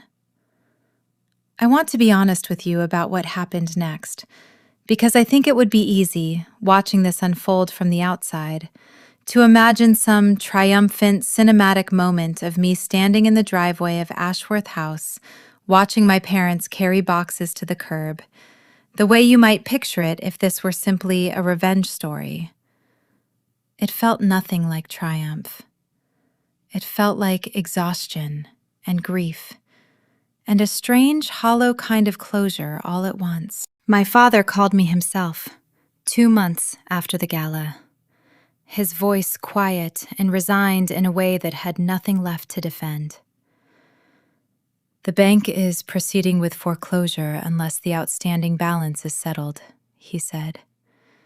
Your mother's attorney says your trust claim gives you the right to force a sale or buy out the remaining equity yourself. I wanted to hear from you directly what you intend to do, rather than through the lawyers. I thought about it for a long moment, standing in my own kitchen, looking out at the harbor through windows that had cost more than my parents' entire mortgage on Ashworth House when it was first purchased 3 generations earlier. I'm going to buy out the equity, I said finally. The house should have partially been mine anyway. I'm not doing this out of spite, Dad. I'm doing it because it's legally and rightfully mine, and because I think, after everything, I'd actually like to keep it in the family. Just not the way Mom always imagined that phrase. And us? He asked quietly. Your mother and me? You'll need to find somewhere else to live, I said. I'm sorry. I know that's hard to hear. But I'm not going to let you both continue living in a house funded by a fraud committed against me, pretending nothing happened while I quietly cover the difference. That's not reconciliation. That's just a different version of the same arrangement Mom always wanted, where I pay and everyone pretends the debt was never really about money. He didn't argue. I think, by that point, he had run out of arguments entirely. The closing happened on a cold morning in early December, 6 weeks after the gala, in a conference room downtown that felt entirely too small and too fluorescent for a transaction that represented the end of my family as I had always understood it. My mother did not attend. Her attorney handled everything on her behalf, sliding documents across the table with the brisk efficiency of a man who had clearly been paid well enough not to ask questions about the family dynamics underneath the paperwork. I drove out to Ashworth House myself 2 days later, alone, on the morning my parents were scheduled to finish moving out. I don't fully know why I went. Part of me told myself it was simply to confirm the property transfer had gone smoothly, the same due diligence instinct that governed every deal I closed at the fund. But if I'm honest, I think some smaller, more wounded part of me needed to see it with my own eyes, needed the ending to be real in a way that legal documents alone never quite managed to be. I parked across the street rather than pulling into the circular driveway, some instinct telling me this wasn't a moment to arrive as the new owner, triumphant, keys in hand. I simply sat in my car and watched. My father was loading boxes into the back of a rented moving van, moving slower than I remembered, his shoulders rounded under the weight of considerably more than cardboard. My mother stood near the front steps of the house she had lived in for over 3 decades, wrapped in a wool coat, watching the movers carry out furniture that had, in some cases, belonged to my grandmother, to my great-grandmother, pieces of a legacy she had spent her entire life claiming to protect, and had ultimately dismantled with her own hands, one forged signature at a time. She looked smaller than I had ever seen her. Not frail exactly, but diminished. The particular kind of diminished that comes from watching every external marker of your identity get carried out the door in cardboard boxes while you stand by, unable to stop any of it. At one point, she turned and looked directly across the street at my car, and for a long moment, we simply looked at each other through the glass. 2 women who had spent 31 years locked in a relationship built on conditions and performance, and ultimately on a theft I hadn't even known to grieve until 5 weeks earlier. I don't know what she saw in my face in that moment. I know what I saw in hers.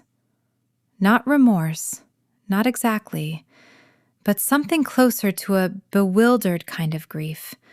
The grief of someone realizing, perhaps for the very first time in her life, that the version of herself she had built for public consumption had never actually been real, and that everyone who mattered had finally seen through it at the exact moment it stopped being useful to keep pretending. She didn't wave. I didn't either. After a moment, she turned back toward the house, said something to my father that I couldn't hear from that distance, and disappeared inside to continue packing. I did not go inside that day.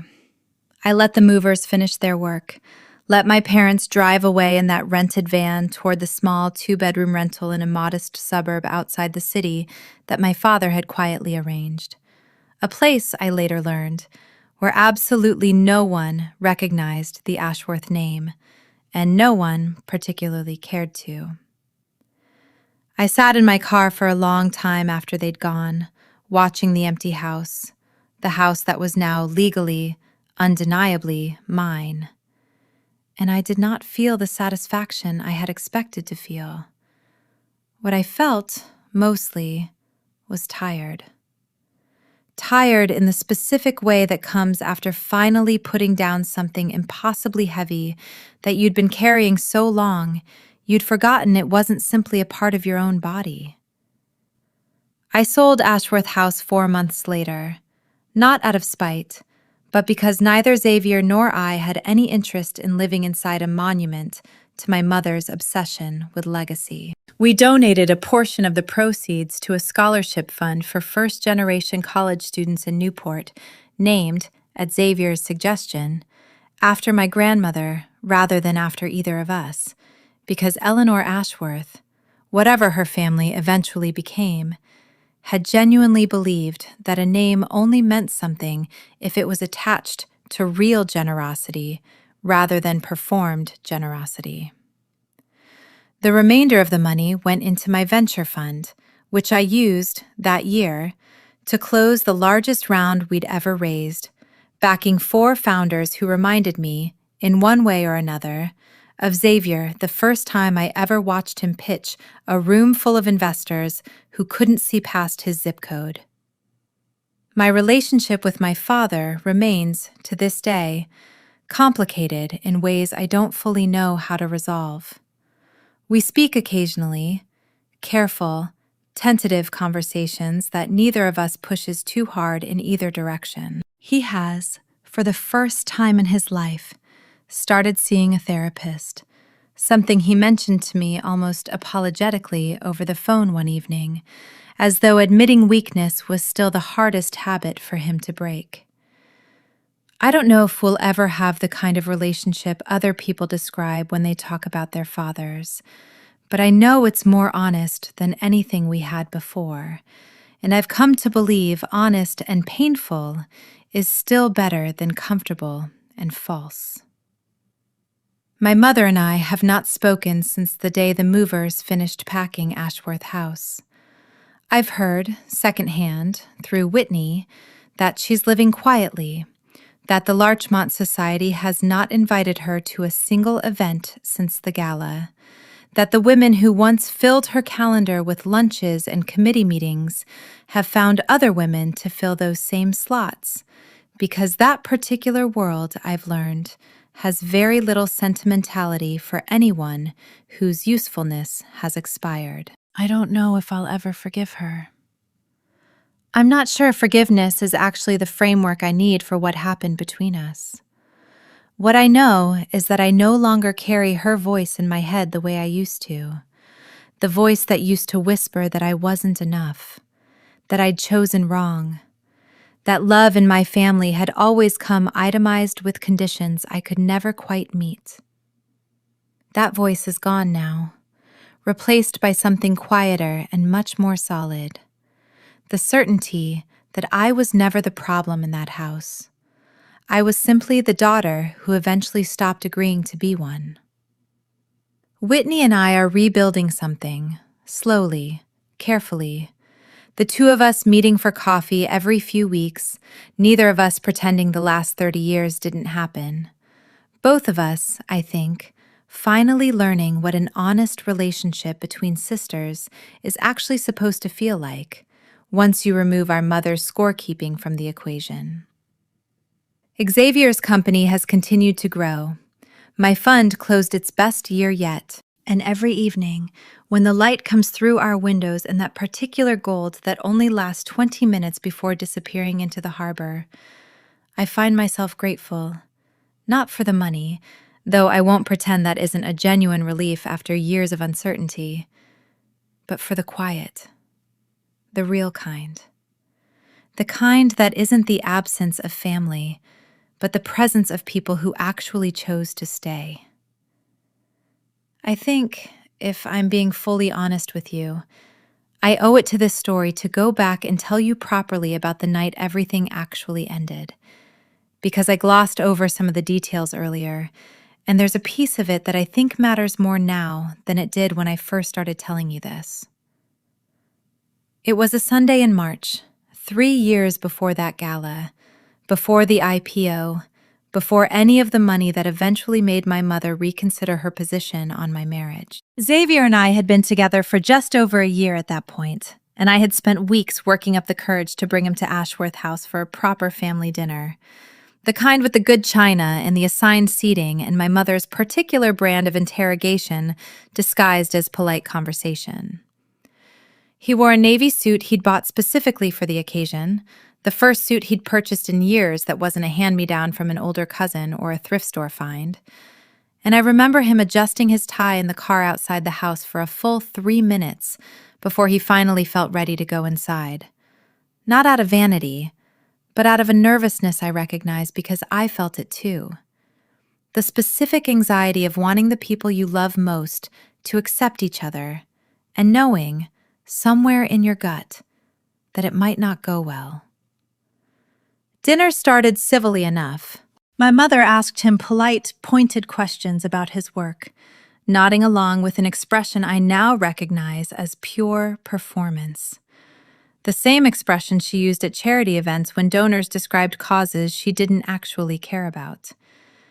Xavier answered everything thoughtfully, describing the early days of Ironclad Analytics, the nights spent coding in a rented apartment with 3 roommates, the credit card debt he'd taken on to keep the company alive during its first 18 months, the moment his first real client signed a contract and he'd cried alone in his car in a parking lot because it meant, for the first time, that the sacrifice might actually be worth something.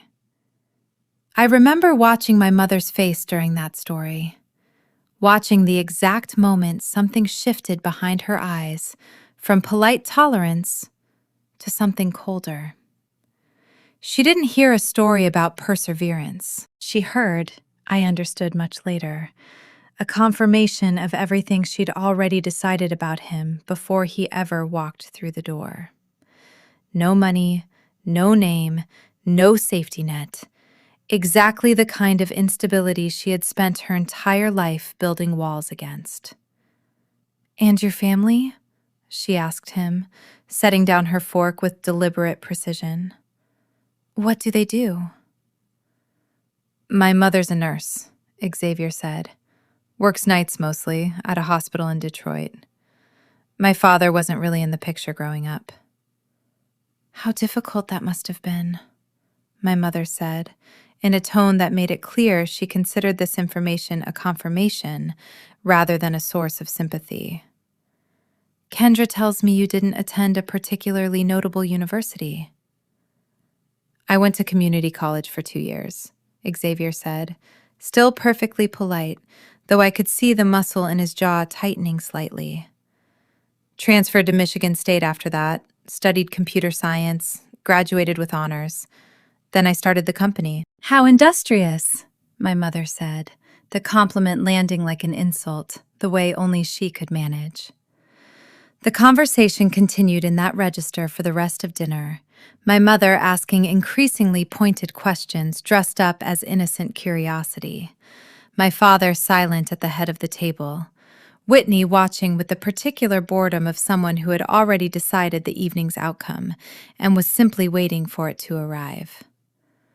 By the time dessert was cleared, I could feel the entire room vibrating with a tension that hadn't yet broken but clearly intended to. My mother asked me to help her in the kitchen, and that was when it happened. The conversation I described earlier. The one where she told me in that clipped, certain whisper that Xavier was not who I was supposed to bring home, that I had a name to protect, that I would regret this decision for the rest of my life. What I didn't tell you before was what happened after I walked back into the dining room, my face hot with anger and humiliation, and found Xavier standing near the front door, his coat already on, his eyes carefully neutral in the way I would come to learn he used to mask genuine hurt. "I think I should go," he said quietly, not meeting my eyes. "Xavier, wait!"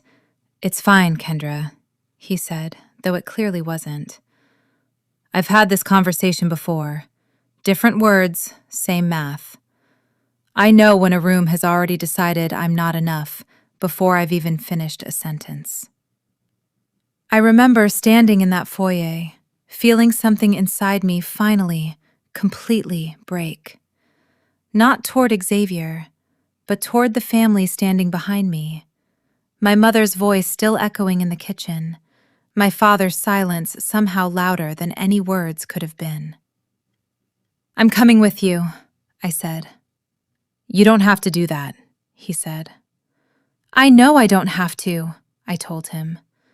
"I want to." I walked out of Ashworth House that night without saying goodbye to anyone, and I did not step foot inside it again for 3 years. Not until the day I sat parked across the street, watching my parents load boxes into a rental van. My mother called it disowning me. I've come to think of it differently. I think, that night, for the first time in my entire life, I disowned the version of myself that had spent 31 years trying to earn a love that was never actually available to me on any terms except total obedience. The 3 years that followed that night were not easy ones, and I think it would be dishonest to tell this story as though wealth simply arrived to rescue us from hardship, as though the universe rewarded our defiance with a tidy financial ending. The truth is messier than that. And I think the mess is actually the more important part. Xavier and I moved into a 600-square-foot apartment above a dry cleaner in Somerville, the kind of place where you could hear the presses hissing steam through the floorboards at 6 in the morning, and the radiator clanked like it was trying to communicate in Morse code every time the temperature dropped below 40 degrees.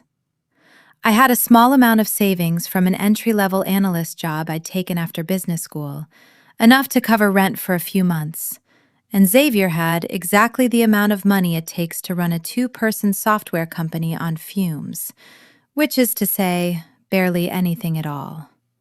We ate a lot of rice and beans that first year. We celebrated small client wins with a bottle of $8 wine because that was what we could afford. And I remember those celebrations feeling more genuinely joyful than any gala I had ever attended in my mother's world, because nothing about them was performed for an audience. There was no one watching us to see if we were doing it correctly. There was just the two of us, together, building something from actual nothing, and discovering, slowly, that nothing was a far more honest foundation than the inherited comfort I'd grown up inside.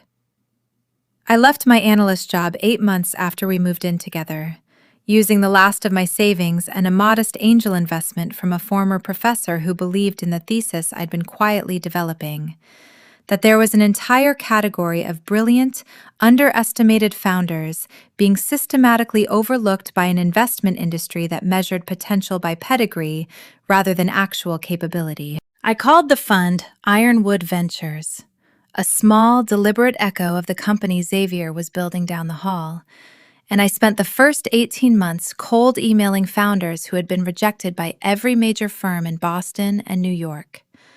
Founders whose resumes didn't have the right university names on them, whose accents or zip codes or family histories had made them invisible to an industry that claimed to value disruption while systematically funding the same narrow slice of humanity over and over again. It was slow. It was humiliating in its own particular way, watching doors close in meetings where I could feel investors mentally filing me away as another idealistic young woman who would burn out within a year. I remember one meeting in particular, an older partner at a legacy firm looking at my deck for exactly 90 seconds before sliding it back across the table and telling me, not unkindly, that impact investing was a nice hobby, but not a real strategy. I left that meeting and cried in my car for exactly the length of one red light before I wiped my face, put the car in drive, and went to the next meeting on my calendar. Xavier and I supported each other through those years in 1,000 small, unglamorous ways that never make it into anyone's highlight reel. He stayed up late reading my pitch decks and telling me honestly which slides were weak. I sat in on his investor calls and helped him translate technical jargon into language a non-engineer could actually understand and get excited about. We celebrated each other's small wins like they were massive ones, because in that apartment, at that stage of our lives, they genuinely were. The turning point for Xavier's company came in year 2, when a mid-sized regional bank, desperate after a data breach that had made national news, needed a cybersecurity overhaul fast and couldn't afford the enterprise pricing of the established players in the space. Xavier's small team delivered a solution in 6 weeks that the bank's previous vendor had quoted at 6 months. And word spread through that particular industry the way word spreads in tight, anxious professional communities. Quietly, urgently, one panicked phone call at a time. Within a year, Ironclad Analytics had contracts with 4 regional banks and a growing waitlist of prospective clients who had heard the story of the small Detroit-born startup that actually delivered when the big names couldn't. My own fund found its footing around the same time, my first real success story emerging from a founder named Marisol Vega, a woman who had been rejected by 19 different investors before she found her way to me, building a logistics platform for small, immigrant-owned trucking companies that every major firm in the city had dismissed as too niche. 2 years after I wrote her first check, her company was acquired for 11 times our initial valuation, and I remember calling her the day the deal closed, both of us crying on the phone, both of us understanding exactly what it meant to finally be seen by someone whose job was, allegedly, to identify potential. By the time Ironclad Analytics filed for its IPO, we were no longer the desperate couple eating rice and beans above a dry cleaner. We were, in the industry's terms, a success story. But I want to be clear about something, because I think it matters for anyone listening to this who is currently standing in the version of that 600-square-foot apartment that their own life has handed them. The success didn't happen because we were owed it, or because the universe eventually corrected some cosmic injustice on our behalf. It happened because we worked, relentlessly, through years when no one was watching and no one believed in the outcome except the two of us. My mother likes to tell a story about legacy being handed down through bloodlines and last names. I've come to believe legacy is actually built, slowly, in rooms nobody else thought were important, by people who refuse to stop showing up for each other. Last spring, almost a year after the gala, Xavier and I hosted the first annual dinner for the Eleanor Ashworth Scholars Program, the fund we'd established with a portion of the proceeds from the sale of Ashworth House. We held it in a community center in Newport rather than a ballroom, deliberately, because I wanted the first thing these students associated with my grandmother's name to be a folding chair and a potluck table, rather than crystal chandeliers and a guest list curated for status. 12 first-generation college students sat around mismatched tables that night. Kids from towns up and down the coast whose families had never had anyone attend a 4-year university, whose applications had probably been overlooked by admissions committees, the same way Xavier's early pitches had been overlooked by investors who couldn't see past a zip code. One of them, a 19-year-old named Devin, who was studying computer science on a partial scholarship and working 2 jobs to cover the rest, cornered Xavier near the coffee station and talked to him for almost 45 minutes about an idea he had for a small app that could help local fishing crews track equipment maintenance schedules, something he'd started building in his dorm room because he'd grown up around the docks and knew exactly what problem needed solving.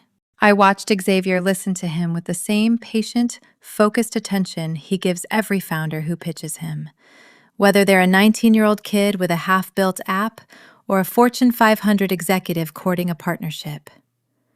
And I thought about a night 3 years earlier when a room full of my mother's guests had looked at that same quality in him and decided it wasn't enough. Later that evening, after most of the students had gone home, Xavier and I sat on the steps outside the community center, the same kind of quiet settling over us that used to fill our old apartment above the dry cleaner. Except this time, the quiet came from choice rather than necessity. "You know what your mother never understood," Xavier said, looking out at the dark water in the distance, "is that the whole time she was measuring people by their pedigree, she was standing in a room full of people whose entire worth was inherited rather than built. She never had to actually prove anything. That's probably why she was so terrified of people who did." "I think you're right," I said. "I think that's the whole thing, actually. She built an identity entirely out of things she didn't earn, and somewhere deep down she knew it. and it terrified her every single day, watching people like you walk in and build something real from nothing, because it exposed exactly how hollow her own foundation actually was. He was quiet for a moment. "Do you regret any of it?" he asked. "The years of silence, I mean. If you could go back and choose differently, would you?" I thought about that question seriously, the way I try to think seriously about every important question, rather than reaching for the easy, cinematic answer. "No," I said finally. "I regret that it happened. I regret what it cost me and what it cost her, honestly, because I don't think she'll ever fully understand what she gave up. But I don't regret choosing you, or choosing myself, over a version of belonging that required me to shrink into something smaller and more agreeable every single year. I spent 31 years trying to earn love from someone who kept moving the terms of the contract. I'm not interested in going back to that negotiation, not for any amount of comfort it might have offered." He reached over and took my hand, and we sat there for a long time, listening to the water. Two people who had built an entire life out of a night when a room full of powerful people decided they weren't worth betting on. I learned something about my mother's own history that year, something I want to share with you. Not to excuse what she did, but because I think it explains a piece of the machinery that built her, and I think understanding the machinery matters even when you refuse to forgive the operator. My grandmother Eleanor, it turned out, had not always been the warm, chocolate-sneaking woman I remembered from my childhood. Priya, digging through old family correspondence as part of the probate case, came across a box of letters Eleanor had written to her own sister in the 1970s, letters that painted a very different portrait of my mother's upbringing. Eleanor, in her younger years, had been sharp-edged and exacting, deeply invested in the same social hierarchies she later claimed to have outgrown. And my mother, it seemed, had spent her entire childhood being measured, evaluated, and found wanting by exactly the same metrics she would later use against me. One letter, dated the year my mother turned 16, described Eleanor's frustration that Margot had no natural grace for society, and worried aloud that her daughter would never manage to marry appropriately if she didn't learn to present herself with more polish. Another letter, several years later, expressed relief that Margot had finally landed my father, a man from a family with old money but no particular warmth or ambition, describing the match in terms that sounded less like a mother celebrating her daughter's happiness and more like a broker closing a deal that had taken longer to finalize than expected. Eleanor, apparently, softened considerably by the time she became a grandmother, the way some people do, finding in the next generation a chance to be the person they wished they'd been the first time around. But by then, the damage to my mother had already been done. She had spent her entire childhood being taught that love and worth were the same measurable, negotiable commodity, that a person's value could be assessed and ranked and found sufficient or insufficient based on their presentation, their connections, their proximity to the right rooms. She had simply never had the grandmother-softened version of Eleanor that I got to experience. She got the earlier one, the exacting one, the one who had, apparently, made her own daughter cry more than once over a poorly executed curtsy at some long-forgotten cotillion. I don't say any of this to suggest my mother deserves a pass for what she did to me. Understanding where someone's cruelty came from is not the same as excusing it, and I want to be very clear about that distinction, because I think it's an important one that gets lost sometimes in stories like this.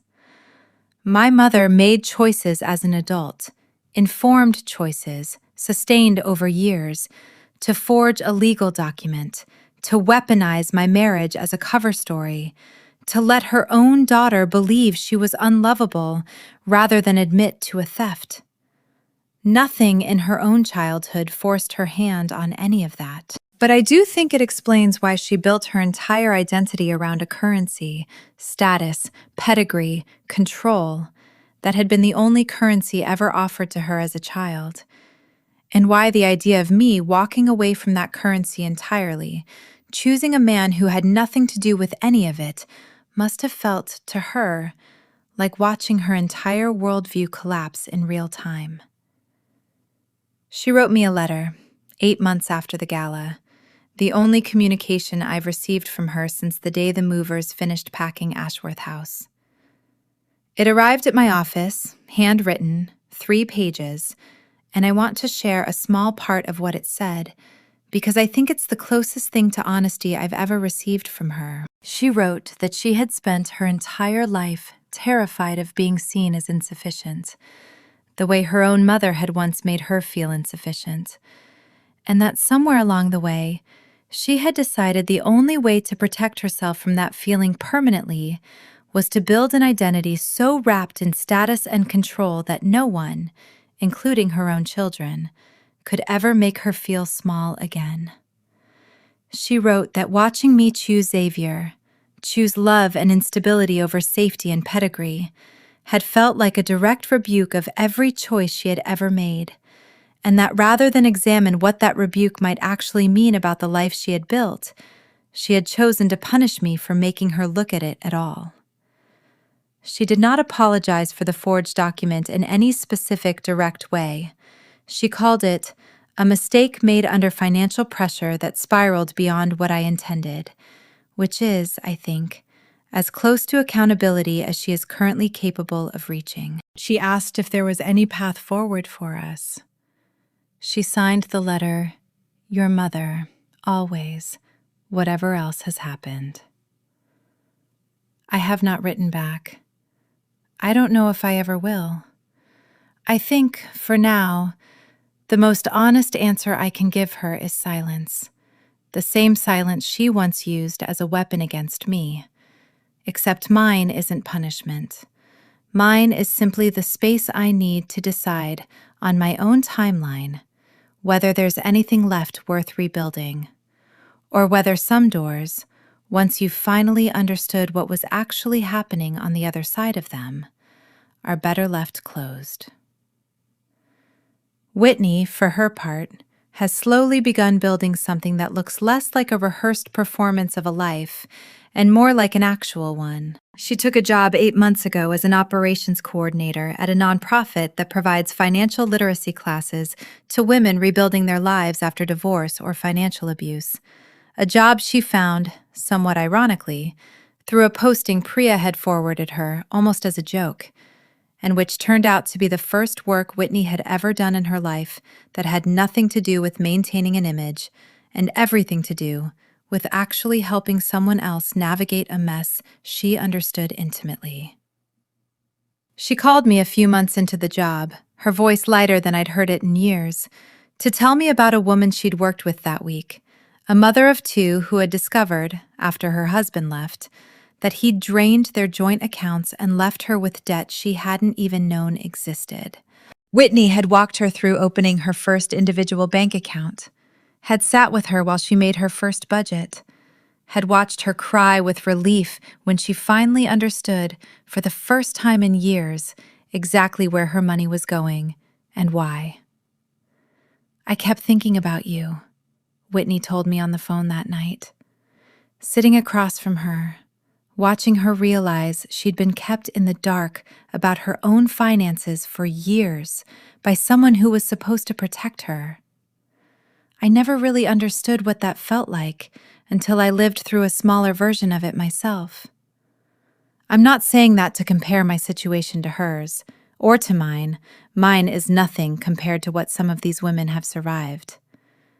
I'm just saying, I finally understand something I used to be completely blind to. And I don't know if I ever would have gotten there if everything hadn't fallen apart the way it did. We talk most weeks now. Careful, honest conversations that bear almost no resemblance to the relationship we had for the first 3 decades of our lives. She has, slowly, started to build something of her own, rather than something inherited or performed. And I've come to believe that watching her do that, imperfectly, gradually, has been one of the more unexpectedly meaningful parts of everything that happened. My fund closed its largest round to date this past quarter, backing a founder named Aisha Okonkwo, who is building a platform to help small manufacturing businesses in the Rust Belt access capital that traditional banks have historically denied them, citing risk profiles that, on closer inspection, correlate far more closely with zip codes and last names than with actual creditworthiness. I sat across from her in our first meeting, listening to her describe growing up watching her father's auto parts shop struggle for capital year after year, despite a genuinely sound business, watching bank after bank turn him down for reasons that never quite added up. And I recognized, in her voice, the exact same fire I once heard in Xavier's. The fire of someone who has spent their entire life being told they don't fit the profile of success and has decided, quietly and completely, to become undeniable anyway.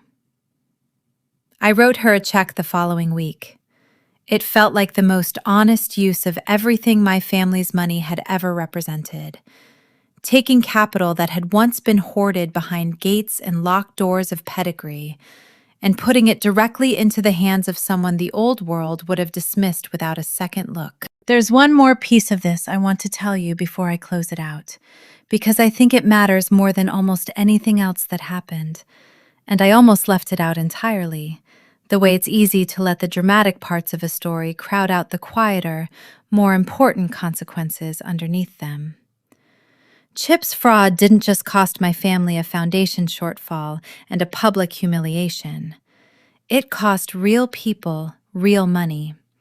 People who had trusted him with their retirement savings, their children's college funds, the kind of money that doesn't come back easily once it's gone, no matter how satisfying it feels to watch the person responsible get led out of a ballroom in handcuffs. Agent Okafor put me in touch, at my request, with the court-appointed committee overseeing the restitution process, and I spent several afternoons over the following months meeting with some of Chip's former clients, people who had believed, right up until the arrest, that Colby Capital Partners represented safe, steady, boring growth. I met a retired school teacher named Harriet, who had invested nearly her entire pension with Chip on the recommendation of a friend from her book club, only to discover, in the weeks after his arrest, that almost 60% of what she'd invested had already been siphoned off to cover earlier losses, leaving her retirement plans in ruins at the age of 68. I met a young couple, both public school teachers, who had been saving for a down payment on their first home through a small account Chip had personally assured them was conservative and low risk. Money that had instead been quietly folded into the same collapsing structure that eventually consumed the Larchmont Foundation's reserves. I want to be honest that meeting these people complicated my own feelings about that night at the gala in ways I hadn't fully anticipated. It would have been easy to let the story stay simple in my head, a satisfying morality tale about a family finally getting what it deserved. But standing across from Harriet in her modest kitchen, listening to her describe recalculating her entire retirement at an age when most people are settling comfortably into it, I understood that the damage Chip caused, damage my own sister had unknowingly benefited from for years without asking too many questions, extended far beyond the 4 people who sat around my family's dinner table. I ended up contributing, quietly and without any public announcement, to a private restitution fund that helped bridge the gap for several of the hardest-hit victims while the court process worked through its slow, grinding timeline. I didn't do it for credit.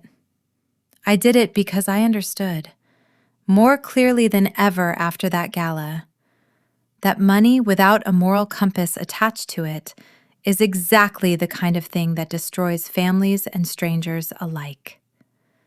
And I had spent enough of my life watching my mother wield money as a weapon of status. I wanted at least once to watch it work quietly in the other direction. Harriet sent me a card a few months later, after her restitution payment came through. A simple note thanking a donor she didn't know by name, since I'd asked the committee to keep my involvement anonymous. She wrote that she'd been able to keep her house after all, that she was volunteering now at the same book club where the whole nightmare had started, warning other retirees to ask harder questions before trusting anyone with their life savings, no matter how polished the suit or how impressive the last name attached to it. I keep that card in the same drawer as my mother's unanswered letter. Two very different messages from two very different women, sitting side by side as a kind of quiet reminder of everything that single gala night actually set into motion, far beyond the drama of the ballroom itself. It taught me something I don't think I fully understood before all of this happened, which is that consequences ripple outward in directions you can't always predict when you first decide to tell the truth. I went looking for justice for myself that night. What I found, tangled up alongside it, was a responsibility to the strangers who got caught in the blast radius of my family's rot, and choosing to actually show up for them, quietly, without an audience or an invoice, taught me more about what my grandmother actually meant by legacy than 30 years of watching my mother perform the word ever did. So, here I am, almost exactly a year and a half after my mother first stepped off that elevator with a folder full of demands, sitting in the same penthouse, looking out at the same harbor. Except now the quiet in this apartment means something different than it did that night. It isn't the quiet of a wound I'm still learning to carry. It's the quiet of a life I actually chose, built by two people who refused to let a room full of powerful people decide what they were worth. I think about my mother sometimes, more than I probably let on even to Xavier. I think about the letter still sitting in the drawer of my desk, unanswered.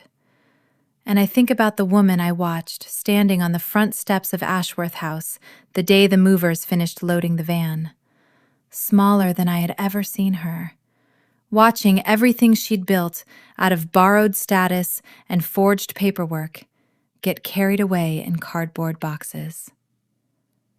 I don't feel triumphant when I think about that image, even now.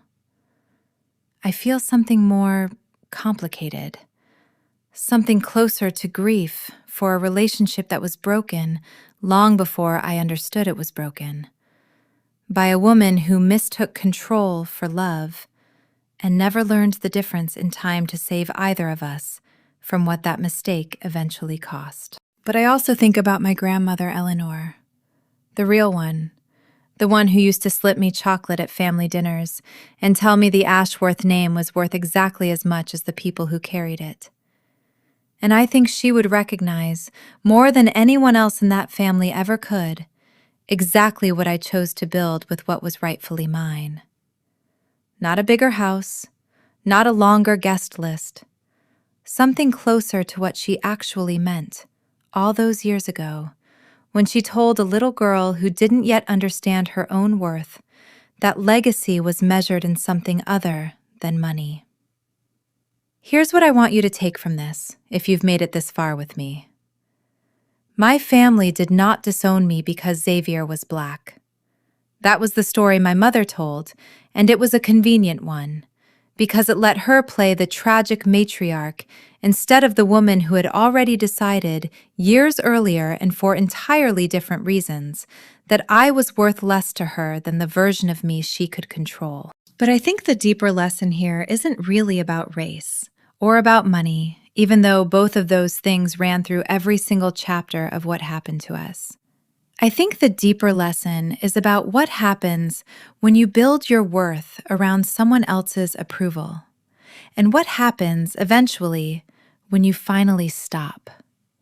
For 3 years, I believed I had lost my family because I loved the wrong person. It took me those 3 years and one uninvited visit from a woman who thought she could still cash a check on love she'd never actually paid into, to understand that I hadn't lost anything that was ever real to begin with. What I lost was an arrangement. What I found in its place was a marriage built on actual respect. A career built on actually seeing potential other people were too blind or too prejudiced to notice. And eventually, a truth so thoroughly buried that my own mother had used it to justify 30 years of conditional love. True power, I've come to believe, isn't a name on a hospital wing or a pew with a brass plaque or a seat at the head table of a gala nobody will remember in 5 years. True power is knowing exactly who you are when the people who are supposed to love you unconditionally decide you're not worth loving at all, and choosing to become undeniable anyway, on your own terms, with people who actually chose to stand beside you when it cost them something real. I did not set out to destroy my mother. I want to be honest about that, because I think it would be easy to tell this story as a clean revenge narrative. A woman wronged who finally gets her satisfying comeuppance against the people who hurt her. It wasn't that simple, and I don't think real life ever is. I set out to find the truth, because I deserved to know it. And the truth, once it was out in the open, did the rest of the work on its own. My mother built her entire identity on secrets and performance. When the secrets came out, the performance simply had nowhere left to hide. So let me ask you the question I've been sitting with for the past 1.5 years, the one I still don't have a perfectly clean answer to myself.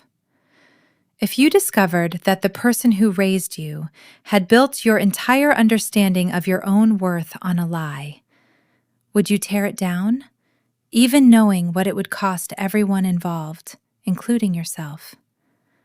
Or would you let the lie stand, quietly, because the truth felt too expensive to finally collect? I chose to collect it. I don't regret that choice, even on the nights it still aches. But I think the honest answer, for most of us, probably lives somewhere in between those two options, in the messy, complicated middle where most real families actually exist. Tell me what you would have done. Tell me if you've ever had to prove your worth to people who were supposed to offer it to you for free. No conditions, no invoice, no forged signature hiding behind a story about who you loved. I read every single comment, and I promise you, whatever your version of this story looks like, you are not alone in it. And if any part of this reached you tonight, if you've ever had to build your own definition of family out of people who actually chose you, rather than people who were simply obligated to, hit subscribe, because there is more where this came from, and I have a feeling some of you are only just getting started writing your own version of this ending. Until next time, remember that the people who taught you conditional love do not get to write the final chapter of your worth. You get to write that one yourself, and it is never, ever too late to start the next page. I haven't told you yet about my wedding day, and I think it belongs here, somewhere near the end of this story, because it's the piece that always reminds me what we were actually building toward during those 3 silent years, long before any of us knew what my mother had actually done. We got married on a Saturday in October, in a small clearing behind a farmhouse in Vermont that Xavier's business partner had found for us. String lights strung between 2 old maple trees that were just beginning to turn that impossible shade of orange that only lasts about a week each fall. 42 guests sat on mismatched wooden chairs that Xavier and 2 of his college friends had spent an entire weekend sanding and repainting themselves, because the venue's budget for chairs would have eaten a quarter of what we had left after the deposit. My side of the aisle held exactly 6 people: 2 college roommates, a mentor from business school, an aunt on my father's side who had quietly defied my mother's edict and come anyway, risking her own place in the family's good graces to stand beside me, and Priya. Though I didn't know her yet in any professional capacity at that point, only as a close friend from graduate school who would, years later, turn out to be exactly the person I needed when everything finally came apart. Xavier's side of the aisle overflowed. His mother, Denise, sat in the front row in a lavender dress she'd saved for months to buy, tears streaming freely down her face before the ceremony had even begun, holding the hand of the aunt who had helped raise Xavier during the years his own father was absent. His childhood best friend served as best man, delivering a toast so full of specific, loving detail about the boy who used to sneak into the library after it closed just to keep reading past the checkout limit, that half the guests were crying before he'd even finished his second sentence.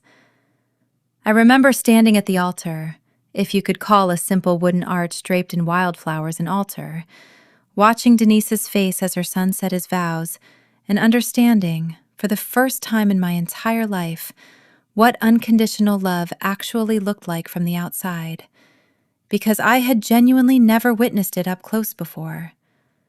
Denise didn't care that I came from money she couldn't imagine, or a name she'd never heard before her son mentioned it. She cared that her son had found someone who looked at him the way she'd always hoped someone would. And that was, apparently, the entire qualification required to earn her love completely, immediately, without a single condition attached. She pulled me aside during the reception, this small, fierce woman who had worked double shifts for 20 years to give her son a chance at exactly this kind of life, and took both my hands in hers. "I don't know what happened with your family," she said, "and Xavier told me not to bring it up today. But I want you to know something. You are my daughter now. Not instead of whatever family you came from, in addition to it, or in place of it, whatever you need it to be. My door is always open, and it doesn't matter whether you're worth $92 million or $9. That was never the metric in this family, sweetheart, and it never will be." I cried harder at that moment than I did during the vows themselves, because I understood, standing in that clearing surrounded by string lights and mismatched chairs, that I had just gained something my mother had never once offered me in 31 years. Love, with absolutely no invoice attached. Denise came to the gala with us, actually, the night everything with my mother finally unraveled. She sat quietly at our table through dinner, watching the entire spectacle unfold with an expression of calm, unsurprised clarity, the look of a woman who had lived through enough of her own hardship to recognize exactly what kind of rot hides underneath a well-maintained facade. When it was over, when the agents had led Chip out in handcuffs and the room had descended into stunned murmuring, she reached over and squeezed my hand once, firmly, and said only, "You did the right thing, baby. Some houses need to fall down before anything honest can get built in their place." I think about that sentence more than almost anything else from that entire night. I think, in the end, that's the truest way I can sum up what happened to my family. Some houses do need to fall down before anything honest can get built in their place. And I spent a long time being afraid that tearing mine down would leave me with nothing at all. It didn't. It left me with a husband who chose me before he ever had a reason to expect anything in return. A mother-in-law who redefined what unconditional actually means. A sister slowly learning to stand on her own feet for the first time in her life. A father who was finally, imperfectly, trying. And a version of myself that no longer needs anyone's permission to know exactly what she's worth. My mother is still out there, in that modest rental outside the city, rebuilding a life without the name recognition that used to open every door she ever walked through. I don't know what her days look like now. I don't know if she's found any real peace or if she's simply learned to perform a smaller, quieter version of the same old certainty for whatever audience is left. Maybe someday I'll want to find out. Maybe I never will.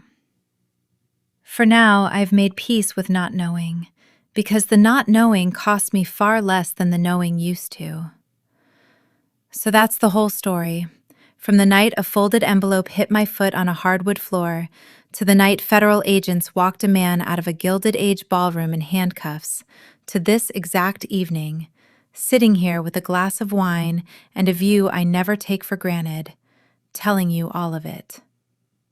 If you've stayed with me this long, I have to believe some part of this reached you, whether it was the marriage or the money or the mother, or simply the particular ache of loving people who only seem to remember you exist when you have something they want. Drop a comment and tell me which part hit hardest. Tell me if you've ever had a Beatrice or a Margot or whatever name belongs to the person in your life who taught you that love comes itemized. Hit subscribe if you believe, the way I finally learned to believe, that your worth was never actually up for negotiation, no matter how convincingly the people who raised you argued otherwise. Until next time, keep building the life the people who doubted you said you'd never have. And remember, the best revenge was never really revenge at all. It was simply refusing to shrink and living so fully and so honestly that the truth eventually did all the work for you.